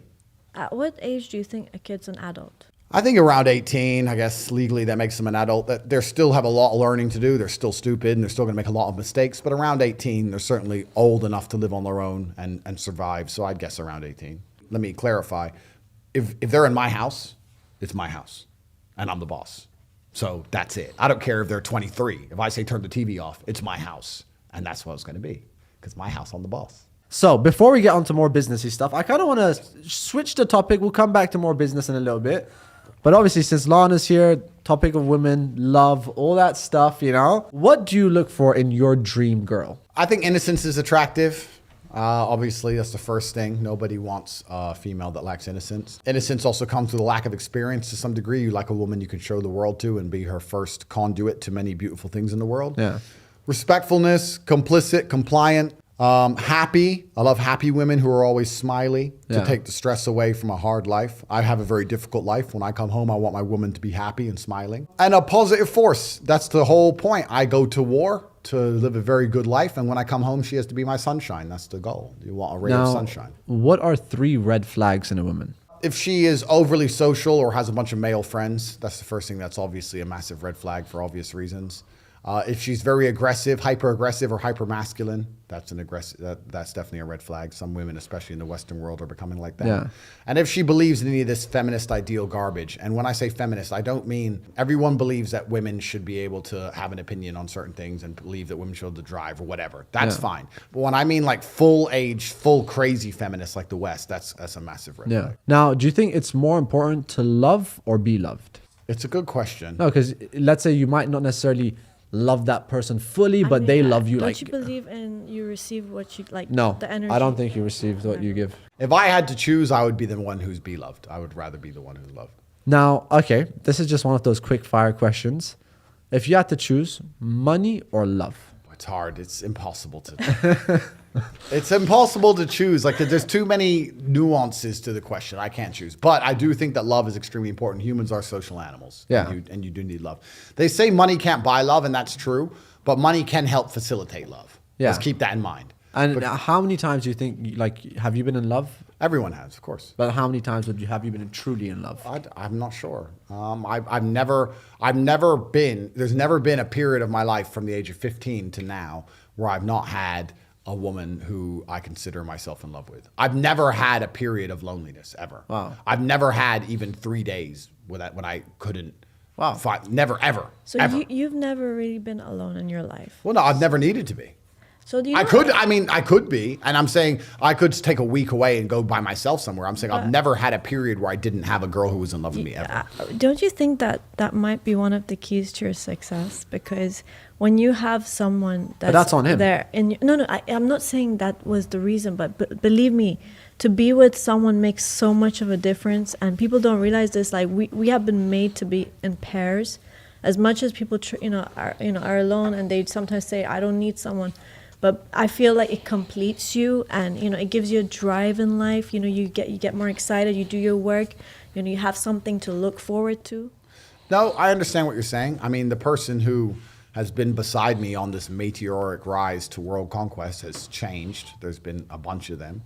But yeah, I mean, I've always known that I've had to provide for not just, I mean, I've provided for myself, but I've always had someone else I had to take care of and be respected by and work hard for. I've always wanted my partner to have respect for me and how hard I'm working. So yeah, certainly every single thing in my life has played a part in the successes. All right. Now, obviously, your dad was probably one of your biggest inspirations, or biggest part of your life. How is your relationship with your dad? Yeah, the fantastic, flawless. I think I had the best father on the planet. I was very fortunate to be raised by the greatest man on earth. And my children will be very fortunate to be raised by me because I'm the new most greatest man on earth. So, By the way, your dad used to be a professional chess player, right? Correct. Do you know how to play chess like your dad? Not like my dad, no. Yeah. I can play chess. So. But you can play? Yeah, for sure. And by the way, she's gonna If- after this if podcast, she wants to challenge If I you. challenge you to a chess match, Get the board would right you- now. Do it on camera. No, No, don't we do will, it we off will. camera. Get the Oh, board. We'll do it right Get the after board. this. Get the board. Put it here. We'll do a wager match. But don't do it after. Do it now. No, because Oh, you will it's bring coming. It's that. coming. Bring The, it. the chest is coming. Bring the board. Obviously, your relationship with your dad was great, but this is something I heard you say, and it kind of shocked me. Your dad was a spy. My father worked for the CIA. He was a linguist. What's that? A linguist. He spoke 5 languages. My father did. Wow. You see? Yeah. What? But he spoke them for a reason. So my father was a native English speaker. He only spoke English, and then they took him into the Air Force. He passed, when you join the Air Force, you do a test. He did fantastically in the IQ test. He's top 1 percentile, so they moved him over to a specialized division to learn languages, and he learned Russian, German, Spanish, a bunch of languages. Did you learn anything about that? Like, did he ever talk to you about it? He told me that every single thing that you're watching on the news is a lie. He told me that they keep us in the dark. He told me to resist the slave mind. He told me that when you watch the news, your only goal should be to understand what they want you to believe, not to believe it. Yeah. And he made it very clear to me the Matrix existed even way back then. Oh, that's very interesting. So your father wasn't rich. No.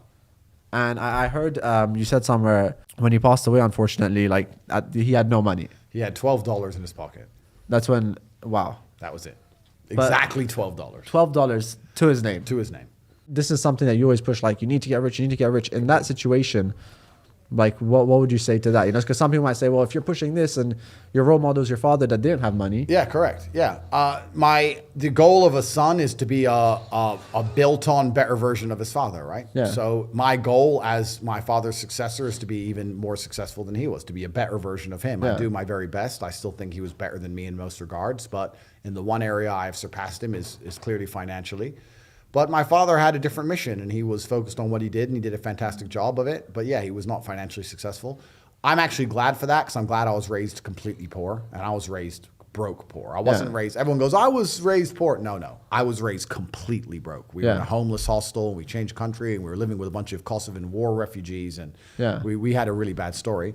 But that's been good for me. That was part of the life plan that God made for me. But yeah, my father was not financially successful. I am, and that's actually plaguing me a bit because I don't want my kids to be raised rich. So I have to find a solution for this. So Yeah, and I was going to say, obviously, this is a famous quote.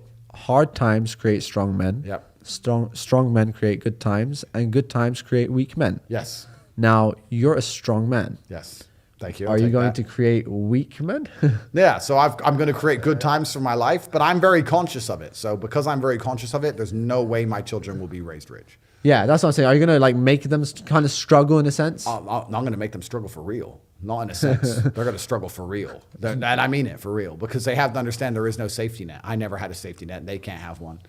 So I'm going to make sure that they struggle for real. They're all going to be UFC champions. Every single one of my children, you're going to see them in the UFC. You're going to see the name. So they're all going to fight because they don't have to work. I have money. So I'm going to make sure they pursue struggle in the hardest possible combat sport on earth. That's what's going to happen. I'm talking about that because Lana doesn't know too much. And I think it's such a beautiful story. How did your dad die? Because it's a beautiful story. Just Lana doesn't know it. Yeah, he was playing chess. He was sitting at a chess tournament. He had won his first 2 games. He was in the middle of his 3rd game, and he was winning. It was a winning position, and he stood up to go toilet, went in the bathroom, came out about a minute later, said call an ambulance, and unfortunately passed out and never woke up again. So, and the ambulance got there quickly. They got there in like 3 or 4 minutes. They were really close by. So he died at the chessboard, which I actually think is good. That's where I think that's a beautiful story. he lived his whole life at the chessboard, and I'm glad he died at the chessboard. That's where he it's like He died doing what he loves. Yeah. Yeah, absolutely. Yeah, and he died at war, which I also think is the masculine It's the masculine way. It's the masculine imperative. You can hope. The best you can hope for is to die Yeah. in war. So. Obviously, I want to move past this because I'm kind of an emotional person. When I hear these stories, I Yeah, kind of like, it I kind of know. gives me goosebumps. But Yeah. if you could have one last conversation with your dad, Yes. what would you tell him? That's interesting because my father always had, me and him would never had conversations in which I'd say, hey, Dad, I think I'm going to do this. And he'd be like, wow, really, son? I'm so proud of you. It was just like, well, duh. It was always very much like that. Yeah, you're like, gonna hey, make it. Hey, Dad, I'm the most Googled man in the world, and I've got hundreds of millions of dollars. Duh, you're Tate. Whatever. Like it was, his expectations of me, but they weren't in an arrogant way. They were just so ridiculously high. It was just, well, obviously.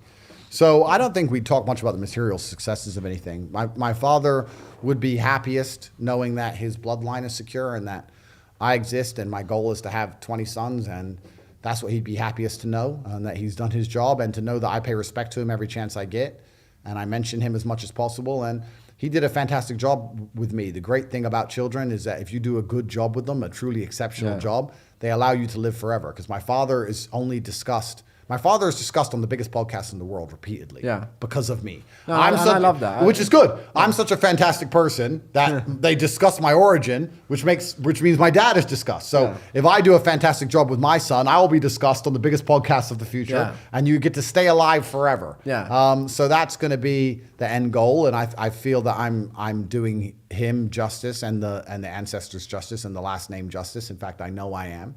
Of course, he'd be exceptionally proud, and then he'd probably whoop me at chess, and then he'd go back to wherever he's chilling. So that would be it. That's beautiful. Now, do you watch football, by the way? Never. I watch the World Cup games only to watch England lose because they always lose. But yeah, bro, England. Well, the English in me comes out for football. Yeah, that's it. I feel like headbutting someone, and then the game's over and it's back to not caring. Now, okay, and I'm sure you know Ronaldo, Messi. Yeah, I know those two. Okay, if you had to pick Ronaldo or Messi, I don't have a clue. right, I don't know. I'll tell you. Messi, naturally talented. Ronaldo, hard work. I don't know. I can't choose. I've never watched a Premier League game. I don't watch any of the Arsenal Chelsea stuff. Like I said, I didn't watch any of the Euros till England got to the final and lost. Yeah. And then I watched one World Cup. I watched 2 World Cup games, 2 England games. Now Do you watch basketball? Now they're out. No, I don't watch that either. Any sports? If there's a really big fight or a really big boxing match once a year, maybe twice a year, I might watch that. All right, talking about that, obviously, That's about it. You're a kickboxing champion. Recently, you did the whole head-to-head with Jake Paul. Yeah. Is that a fight that could happen? Like, would you fight Jake Paul? Jake Paul is the only one of the YouTube boxers who can actually fight. All the rest of them are complete clowns. Yeah. I don't think Jake and I are going to end up fighting. There's too much negotiations, the paperwork behind the scenes, things I can't discuss publicly. But I actually like Jake as well. When I first called him out 3 or 4 years ago, it would have made a lot more sense for him and me. Yeah. But time passes, things go on, and I don't think there's anyone else worth $1 billion who's bothered training for YouTube boxing fights. I mean, I have things to do. I have a large business empire, and I have a lot to get done. So Okay.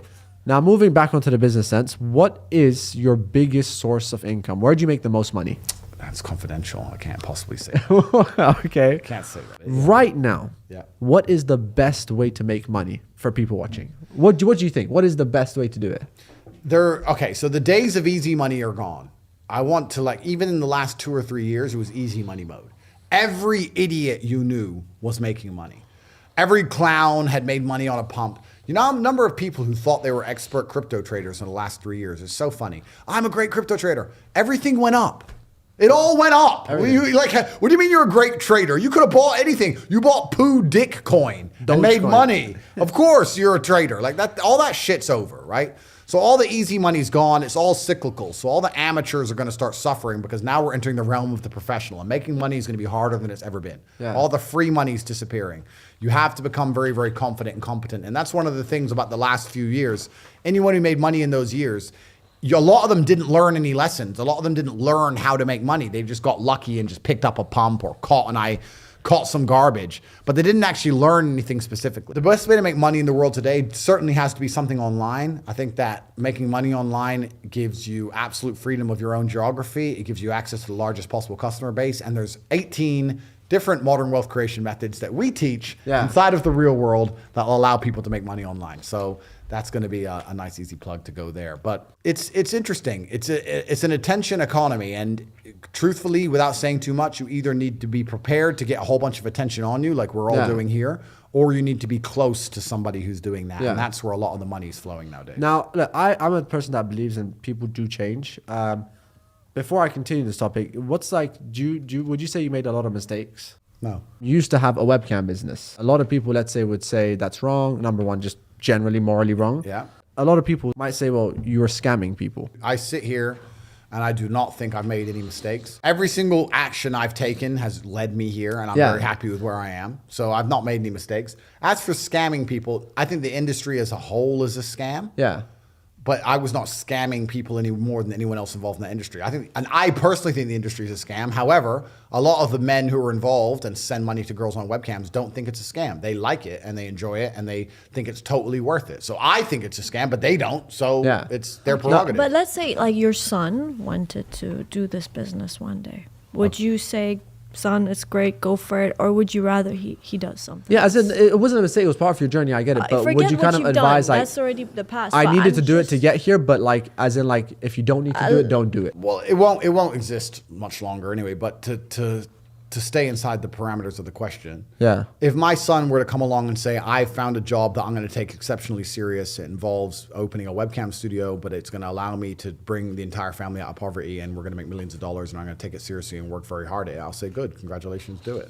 We can talk about the specifics of the webcam industry for hours, but I don't think it's beneficial. But we can. But to sit and pretend that industry is somehow worse than the pharmaceutical industry, forcing people to have poison injections that they don't want, or the arms dealing industry, or the industry of war, destroying people who are walking through a field for no reason. Most industries are actually far more heinous than a man and a woman laughing together on a webcam.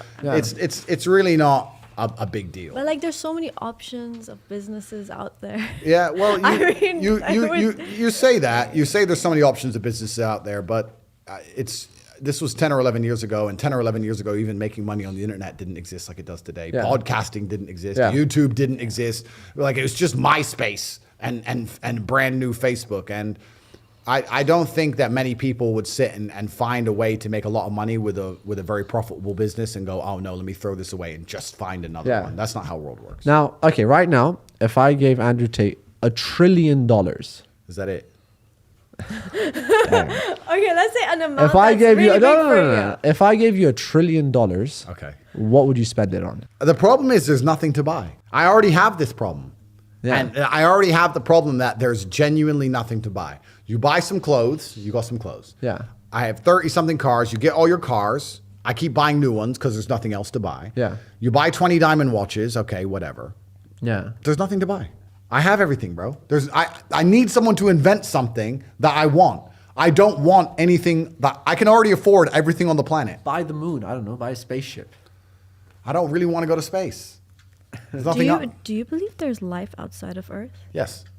I don't know if how that fits in religiously, but I do think that logically it would make sense. So do you believe in aliens? Yeah. Yes. Do you?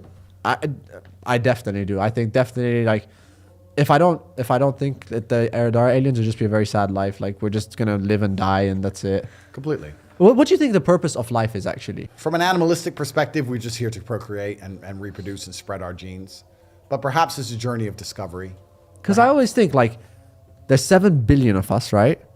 And we're all gonna die. But why does it have to have a purpose? Who said life has to have a purpose? Wouldn't it suck? Like, we're just gonna live, die. Like, there must be something we're not like. Sometimes life sucks, bro. You think so? Yeah. Well, I mean, I could answer the question from a religious perspective. I can answer the question from an evolutionary perspective. But to answer the question from a philosophical perspective, there doesn't have to be a meaning. Yeah. Sometimes things just suck.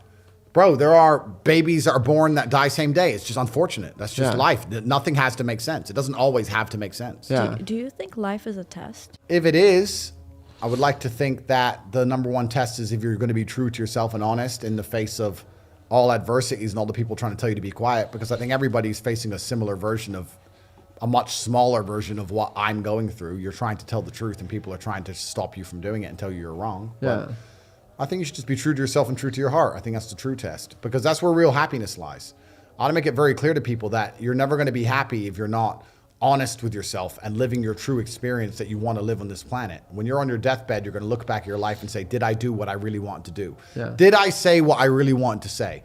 Did I call Balenciaga pedophiles? Yes or no? Yeah. That's what you're going to look back on. So you have to find the honesty and the bravery to do that, because that's the most important thing you can do as a person. Getting onto the topic of women now, before I ask the questions, how's your, because obviously you have a mom and you have a sister. Yep. How's your relationship with your mom and sister? Good. Do you think women can be leaders, like presidents? Do you think that's a role that kind of fits them, or? I think that the qualities needed for effective leadership are innately masculine. I think that some of the best leaders in history who were female, for example, Margaret Thatcher, were only good at the job because they had very masculine qualities. So to say, can women be leaders? Well, if women act like men, can they be leaders? Well, yes.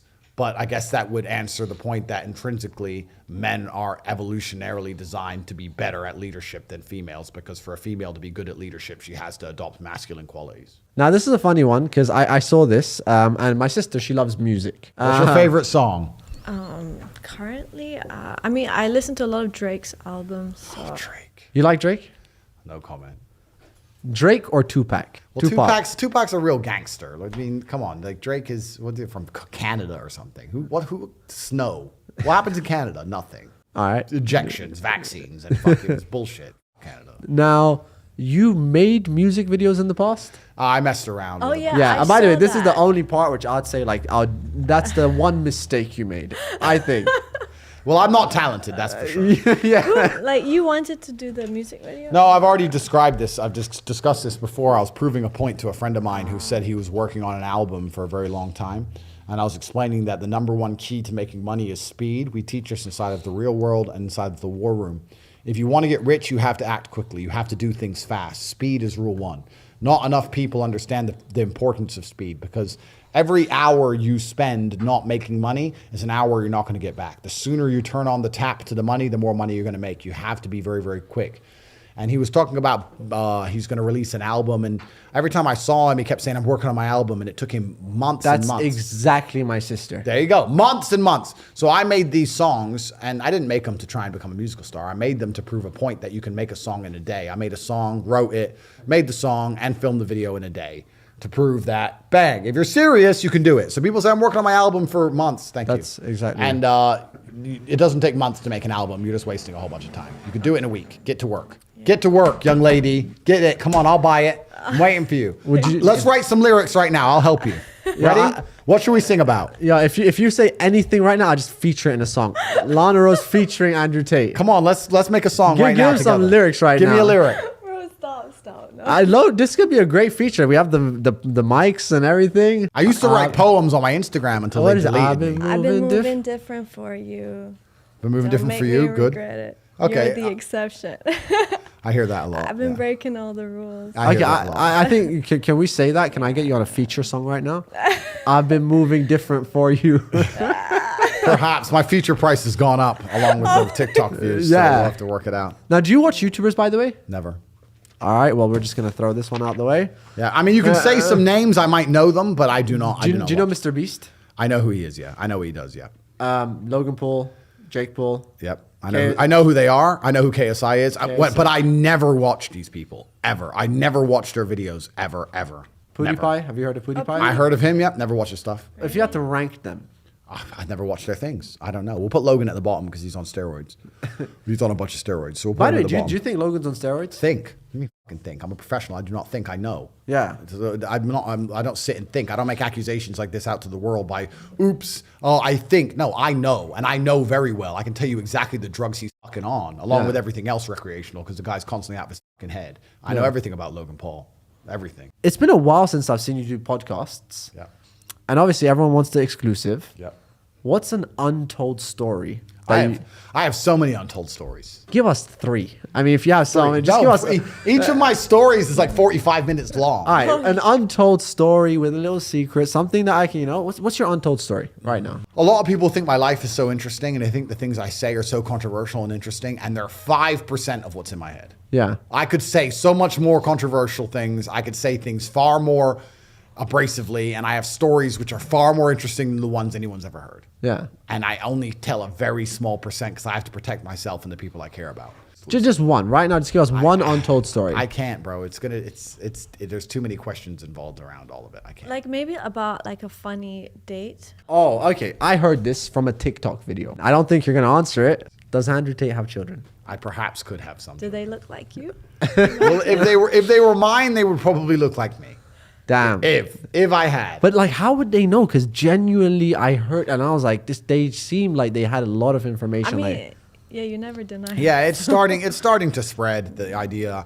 There were people for a long time who said, and the way Andrew talks about women hate him and he's going to be lonely forever. You know what's actually funny about this whole misogynistic crap that came out about me? Yeah. Do you know that I get thousands of emails a day from women Yeah. who adore me? Yeah. The amount of women who say, you're a real man, you stick up for family values, you're a traditionalist, you sound like the exact kind of guy my dad wants you to be with, Yeah. you sound like my dad and my brother. I get thousands of women who completely adore me for the things I say. So I don't have any problem with loneliness. And obviously, I talk a lot about legacy and how important it is to have children. So whether I have children or not, it's something that I'm going to want one day. The only reason I don't be very clear on this is because there's a bunch of feral psychopaths on the internet who dislike me. So I could have 0 children. I could have 10 children. And I'm not going to put their faces anywhere. if you were to have a superpower, what superpower would you pick?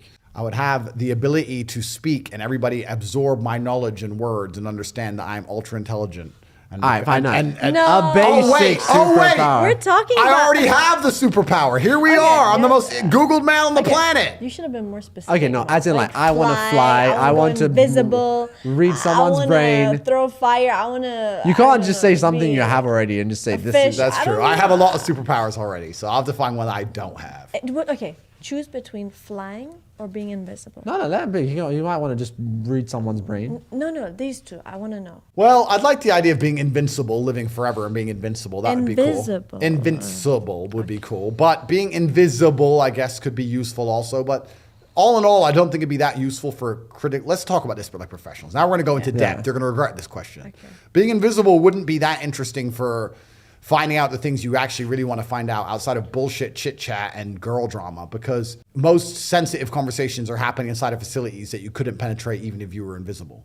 So you wouldn't be able to like spy on the government or nothing because you can't get into the buildings. Yeah. So who would you be able to listen to? Your girlfriend or your friends or some crap? But I don't think that would be useful because I can already read girls' minds. I can look at women and instantly read their mind. Women's minds are very readable. Did you know this? No, They're I super struggle readable. with that. Men say, oh, women are confusing and complicated. No, they're not. Women are simple as they can be. They show you exactly how they feel instantly. It's easy to read a woman, easy to see if she's mad, easy to see if she's sad. All you have to do is work out why. Usually it's some dumb bullshit reason. You can look at a woman in her eyes and read her mind. So I can already read women's brains. So I don't think being invisible would be that useful. Flying, I can already fly anytime I want to private jet. I want a superpower. I want to be able to do something else. I want to be able to, I don't know. I have to think about it. I'm not sure. This is difficult. I have to think. What's one lesson you've learned the hard way? I've learned all of my lessons the hard way. Life only teaches you lessons the hard way. There's no other way to truly learn a lesson. The things you'll notice about people is that when life is trying to give them a lesson the easy way, they'll ignore it. Oops. Oh, like you'll see it all the time. People they'll have close call. They won't pay attention until something really bad happens. And then they'll be like, oh no, I'll do anything to take this back. Yeah. That's how people learn. No one learns the easy way. It takes a very smart person to learn the easy way. Everybody only learns the hard way ever. Question. Has your heart ever been broken? Completely. Everybody's heart's been broken. Every single man, every single woman has been through a period where they wanted someone back who didn't want them. Difference between me and everyone else is I never let my pride or my dignity go out the window for it. That's the big problem with a lot of this heartbreak stuff. It's not that you're feeling heartbroken is bad. That's natural part of the human experience. You just can't sacrifice your dignity for it. Yeah. We did a podcast before. It wasn't my podcast. It was Tam. And I think we were kind of having a little debate about this stuff, right? Yeah. Back then we were talking, would Andrew Tate ever settle with one woman and purely one woman and just never like mess around with other women? No, I will never do that. Oh, you wouldn't settle with one, purely one. Well, you'll have one that you super care about. You'll have one which is the queen. You'll have one which has your family. You'll have one which is going to be above all others. You'll have one that you adore. Yeah. But it could be the same with cars. I could have one I truly love, and I could just pick up another one for a spin. What's your opinion on? I'd like to know my sister's opinion on this topic, because this is obviously something that I guess she just wants to stay quiet about right now. What do you think? Andrew Tate says men can have more than one woman, and this is a norm, and this is how it should be. I think it's obviously something that should be first discussed, like with the girl initially. Like, I mean, I personally. Hi, Andrew. I'm the girl. I don't want you to have more than one girl. So no, but that's the thing. If they don't, if like.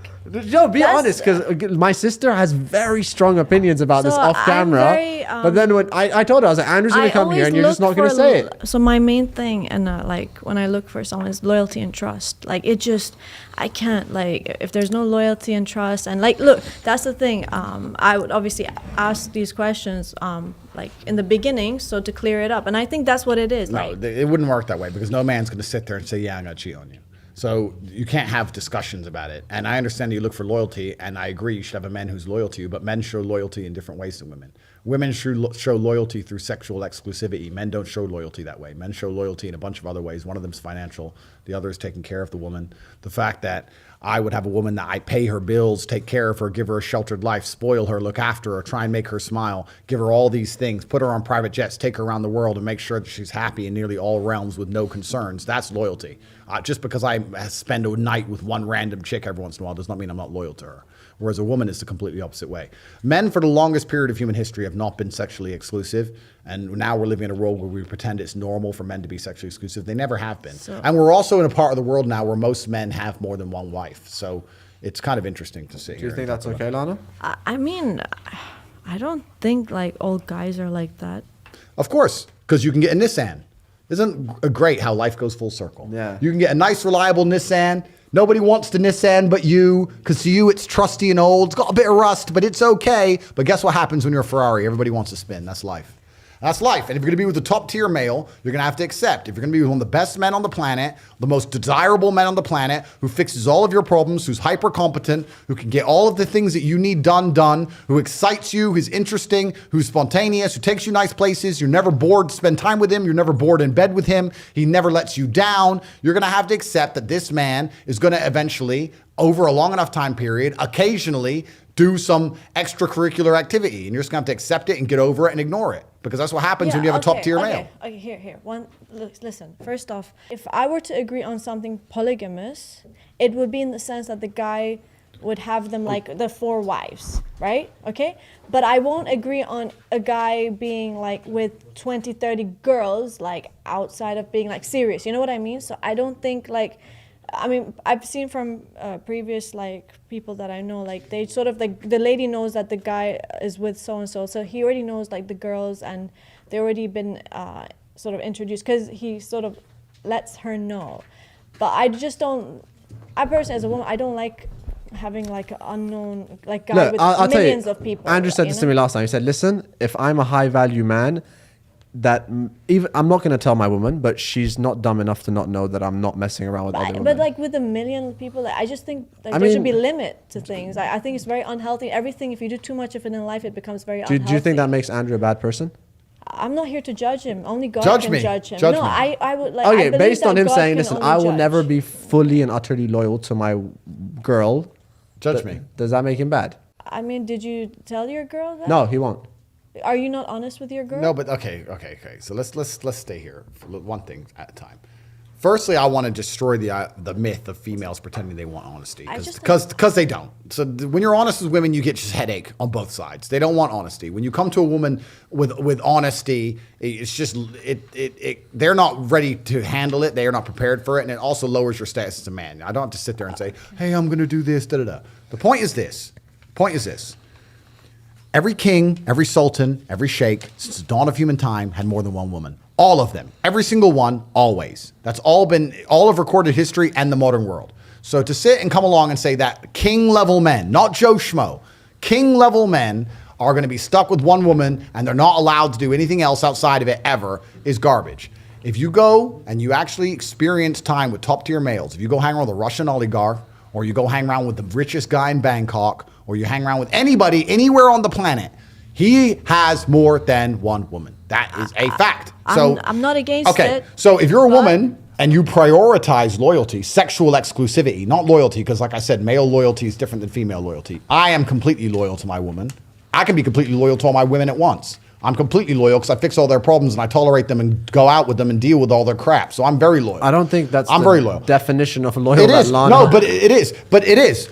That is the definition of masculine loyalty. But if we're going to talk about sexual exclusivity, if you're going to prioritize sexual exclusivity over all other things, that's fine. That is like prioritizing reliability of a car. Get a Nissan. But if you're going to prioritize the man's ability to fix your problems, his financial means, his looks, his ability to make you excited, his ability to make you have fun, his status, his fame, if you're going to prioritize those things all above sexual exclusivity, then get a Ferrari. Yeah, then you get fun, you get excitement. That's okay. life. You can't get it all. You can't have it all. I have to be more specific. Okay, look, I'm totally for a guy being serious, like with the woman, taking care of the woman. I get that. Okay. But what I'm against is a guy going out there and hurting women. Like, you know, women who look up to them, they like them and they just go with them, like, and, you know, the girl feels used and they don't take them seriously. I just think that that behavior is what I don't support. I feel like, okay, if you're going to have multiple girls or wives, whatever, like, you should be committed to them. Okay, so you agree with multiple wives? Yeah, I obviously, because, you know, I'm Muslim, I really, As long as there's transparency. I feel like, you know, a guy if he has the potential to take care of more than one woman, it's acceptable, but I don't believe that a guy should start like playing games with women. Well, I don't think it's about playing games. A lot of guys are doing this for fun. Okay, but women are sovereign individuals, and if they decide to be with a man, if they're a full-grown adult, they decide to be with a man, right? We can't be. I don't want to be misogynistic here. But I don't want to be a misogynist. Like deceitful. They really trick women. They say a lot of things. They say things that aren't true. Yeah, and I don't agree with women that. do the same to men. Not all women. Of course, not all women, not all men. That's human nature. That's my point. That's human nature. But we're discussing the specifics, and I'm just trying to make the point that women who say, I want a man who's loyal, that matters most to me, that's doable and that's fine. If you sacrifice a bunch of other qualities. But if you don't sacrifice those qualities, the kind of man you are looking for is never going to be loyal. You have to make a choice. And I used a car analogy because to me, it's so simple. I don't know what the confusion is. If you prioritize reliability, get a Nissan. If you prioritize performance, get a McLaren. You cannot have both. Your McLaren might be a little bit reliable and the Nissan might have a little bit of performance, but you cannot have Nissan reliability and McLaren performance in one vehicle. That is against the laws of nature. It's against physics. It's against reality. Now, you must choose. I'll jump in. I definitely agree to a certain extent what you're saying, but why not just be transparent about it? Well, trust me, there are women out there that would agree to would. this, and I know you I've can seen be. it. You can be, but I'm not saying. The point is, it's about me specifically. You can be, and I'm not even going to tell you whether I am transparent or not transparent. I'm just talking about in general. You can be transparent. That's up to you. It's up to every man who decides what they want to do. And but it's so much more peaceful. You know what I mean? 'Cause, cool. like, the girl is totally happy. She'll start hanging out with your other wife or your other girl, and they become best friends. And you know, life is less stressful because you Agreed. can go out. Agreed. But the actions. My point is that the actions are not dependent upon transparency. The actions are going to take place anyway if you have that kind of man, whether he's transparent or not, or whether you accept it or not. That's just how it's going to be. But would you be transparent? That's our question. I don't lie. I'm not a liar. But I'm not also going to sit my woman down and go, hey, it's 9 a.m. By the way, I'm going to do this today. I'm just No, like, no. no. If she asks So if your girl you, says, hey, Andrew, like, Who's this chick? Oh, yeah, I was with her a few days ago. Don't worry about it. Done. now, actually, this is something I've never seen anyone do with you. Maybe you won't even do it with me. But it's actually kind of a silly one. But I want to do an Andrew Tate IQ test. Well, IQ test is pattern recognition. This is just general knowledge. Okay, general knowledge. Okay, All right. let's make it clear, because if it's all pulp culture crap and I get it wrong because I don't consume pulp culture, I don't want anyone thinking I have a low IQ. All right. So, first question, all right? What metal is heavier, gold or silver? Gold. That is correct. What are the first 3 planets in our solar system? Mercury, Venus, Earth. Are you serious? He got that? That's correct. What? How did you know? I have no idea. I forgot that. I was going going to say be the a moon. nerd at school. What is the most widely spoken language in the world? It's either English or it's Mandarin Chinese. It's Mandarin Chinese. What? Wow. This guy is super All right, guys, smart. this is not planned. All right, this is not. You're just gonna make it look like. Okay, a lot smarter than I thought. How many countries are there in the world? That's a really Oh, good that's question. really- 172? It's 195. I didn't know that either. No, I don't know. Not so smart after all. All right. Well, it's constantly changing because a bunch of countries are new as well. South Sudan, North Sudan, that was quite recent. Okay, so so it's constantly he couldn't changing. know. All right, longest river in the world.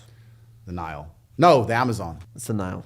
First answer, almost. Which president is on a US $1 bill? George Washington? Yep. Okay. Which state is Area 51 in? Nevada. Why would you know that? Are you part of the? Are you part of that Part of the little Matrix. conspiracy theory? Part of the Matrix. How do you know these questions? Like literally, I don't. Like, These okay, were written question, like 5 minutes for ago. real, like, do you study some No. like information online, or is this stuff you've been No. talking to Just people? busy attacking the Matrix and finding the truth. That's All right, this is something you might know because obviously this is like down your field. Who was assassinated on February 21, 1965? Oh, JFK. Malcolm X. Is Oh, that- Malcolm X? Oh, sorry. I don't know why I said JFK. I As don't- soon as you said assassinated, JFK came to mind. All right, that is our little quiz. I think, what was that, like 9 out of 10? Yeah, he did. I did really all good. right. All right, now, obviously, we're almost done. I want to ask you, what is the best advice you could give to someone out there watching this? The best advice I can give to somebody out there watching this is as follows. If you've watched all of the podcasts so far, you must be semi-interested in my point of view. You must understand that I am saying things in a semi-censored degree because we are here live broadcasting to the world. But if you agree with what I'm saying, the best thing you can do, the best advice I can genuinely give you is go to CobraTate.com and sign up for my email list, because there I can tell the truth completely uncensored. I send an email absolutely every day on all various topics, whether it's modern news and current events or traditional evolutionary biology and all the things we've been discussing in this podcast. The best advice is to sign up to my email list there. We discussed money is a big factor. How much money is enough money? $36 million. 36. 36. When you have $36 million in the bank, there is absolutely nothing that you can't do or basically buy. And you can go to the best hotels, you can go to the best places, you can rent planes and boats, you don't need to buy one, you can buy the best cars. Your kids are secure. You can make sure with clever investments you're earning enough per month to live a very good life. A good life costs about $500,000 a month. You can do that. $500,000 a month. That's what a good life costs, yeah. Wow.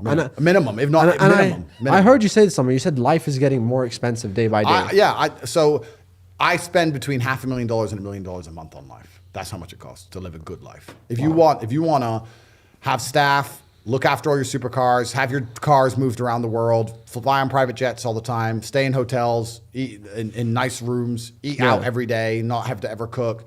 By the time you add it all up, it's about $500,000 to $1 million a month. That's what I spend base minimum. Do you think, can money buy happiness? Money is an amplifier.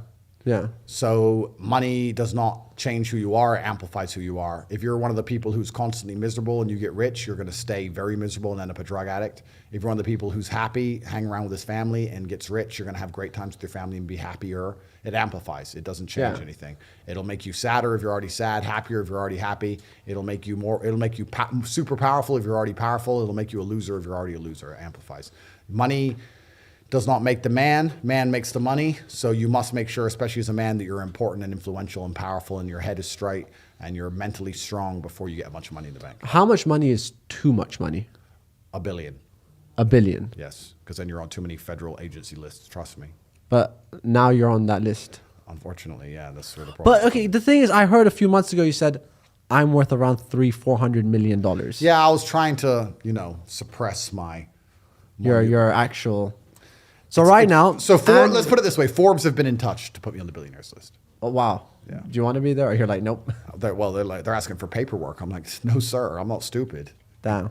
Keep me off that list then. Get fucked. All right. Now, do you think China is a threat to us? That's a really good question. That would take me an hour to answer in and of itself.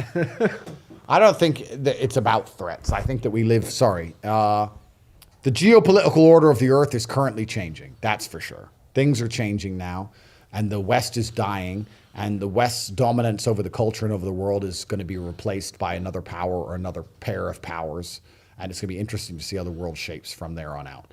But the Chinese they're extremely hardworking, and they have a very controlled society, and it's hard to compete with them because of how efficient they can be. Let's put it that way. Now, obviously, you have the hustlers. Okay, real world now. Yeah. But a lot of people say education is like a form of control. Yeah. So do you think right now the modern education system is them just trying to control us, brainwash us? Well, what have you learned in modern education that's ever helped you with your life? Pythagoras theory. Yeah, exactly. Nothing. Yeah. Nothing.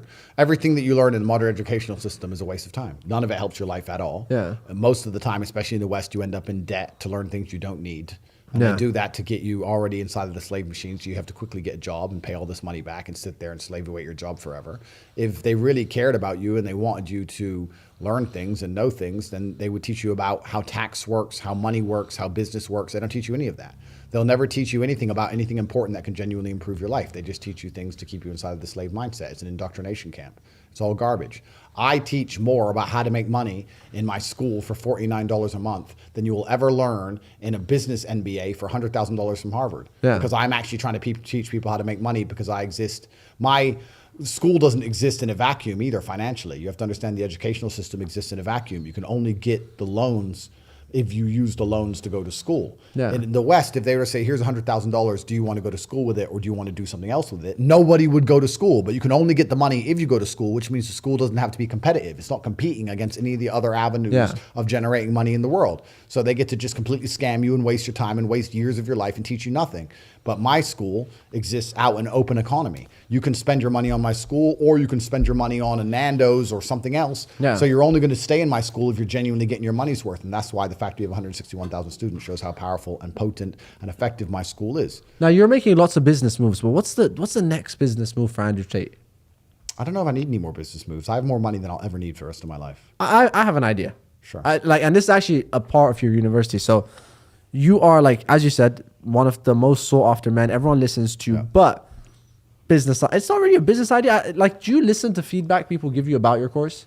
I can, but I do actually have a business idea that I'd like to say. But first, let me hear this. Go on. Because one thing that I've realized, like, let's say, by the way, I have tons of people that love your course and stuff, but why don't you, like, a section of your course, why don't you actually tell people what to do? Because most of it's like other mentors, right? It's the war room professors. So I have meetings with the guys from the war room. The professors inside the real world are war room soldiers, war room guys that we've vetted and made sure they're all millionaires in their own personal field. And I have meetings with them above, and then they teach below the individual different segments.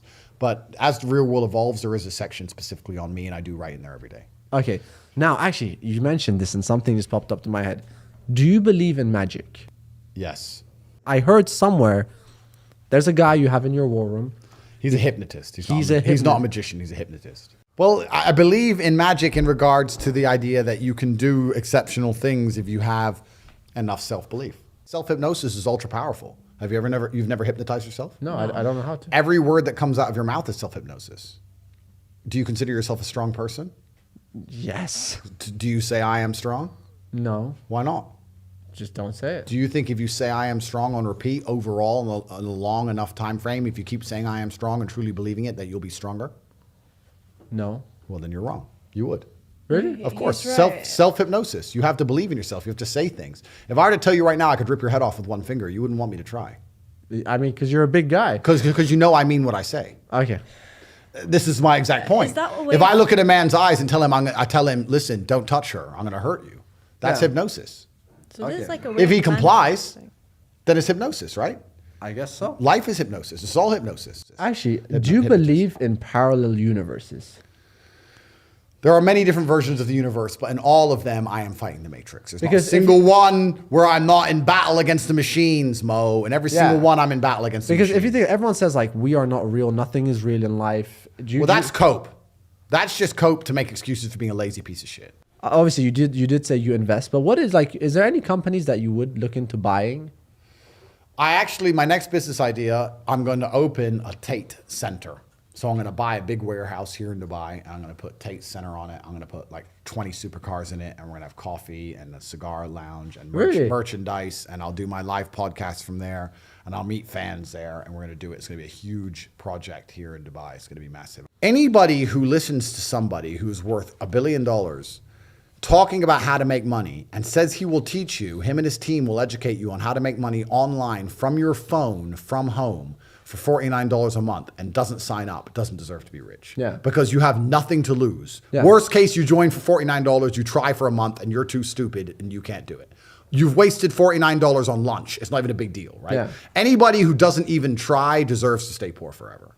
But anybody who is hardworking and compendious and perspicacious and wants to pay attention and is going to do what they're supposed to do, they can be successful. Yeah, because I say this a lot to people. Let's say they're like, oh, well, why should I buy a fitness course? I know what to do. Well, why are you not doing it? Then do it then. Yeah, why are you not doing it? But it's not just a course, because we don't just tell people what to do. We also mentor people. We actually push you over the finish line. So it's guaranteed to be successful. But we're going to build the Tate Center as well. And the reason I mention that is because when the Tate Center is open, there's going to be certain days it's only open to members of of the real world and the war rooms. There's going to be certain days where you can only visit if you have a membership to the other subscription. So I'm excited for the Tate Center, and it also gives me a place to put all my cars. Yeah. 'Cause I have too many cars now. Now, actually, number one, what's your life goals? But apart from that, I know you've done a lot of charity work, I think with animals, some with, like, what's your goals in that sense? Is like an ultimate life goal for you to start giving back, or? I think I'm giving back quite a lot. I hear from endless people, and I get a lot of emails from a lot of people that I've helped improve their lives, and I've made them feel better. Do you do charity? Like, yeah, I get thousands of emails from people saying that I've improved their lives and I make them better. And I'd like to think that I'm a positive force in the world, and people listen to my podcasts and my speech feel better about themselves. I like to think I give clarity, especially to young men who are navigating a world which is trying to subjugate them. And I have a lot of young men who stand up and say, you know what, you're the one who makes sense. But yeah, I have a charity that rescues stray dogs in Romania, and I've also built a few orphanages in Romania, but I don't talk about it too extensively because I don't do it for publicity. Yeah, I just do it. I do it because it makes me feel good, and I want to do good things for the world. all right, now final thing before we end it. I have pretty much all my questions, but just because the fact that you came here, my sister hated you so much. I know. I want to do something. Don't worry about my feelings. Right. Don't worry about my feelings. It's fine. I'll just cry after the What podcast. do I say? wanna Don't worry about how I feel. Imagine you're having a normal conversation. You just met this person, as in like first impressions, because you have so much impressions about him from beforehand. But erase all of it. 5 minutes. Don't say the word like hate. I didn't say. Okay, that dislike. Word. No, I don't think the 5 minute conversation I will never work. said like it's like I'm trying to defend myself. I just said I was upset. That's the thing. Besides, I'll tell you what we'll do instead. I've already clarified when you said that I said older women are less attractive, and I've explained that that's in the West, and I've explained this because those women don't keep themselves pure. Yeah. And da-da-da. So is there anything else I've said that you found particularly offensive? No. Only that one thing. Yeah. So everything's fixed now. Yeah. So we're friends. Yeah. High five. Okay. All right, that's it. Done. We made a friendship. Done. All right, guys, that's been Andrew Tate. I thank you so much for coming. Thank you. Any final message to people? Just a final thing was your top quotes and like a final message. Yeah, my top quotes, the ones that are most famous are, my unmatched perspicacity coupled with sheer indefatigability makes me a feared opponent in any realm of human endeavor. I've described that one before. It's an extremely important one. I've also given the story of where that comes from somewhere on my Rumble channel.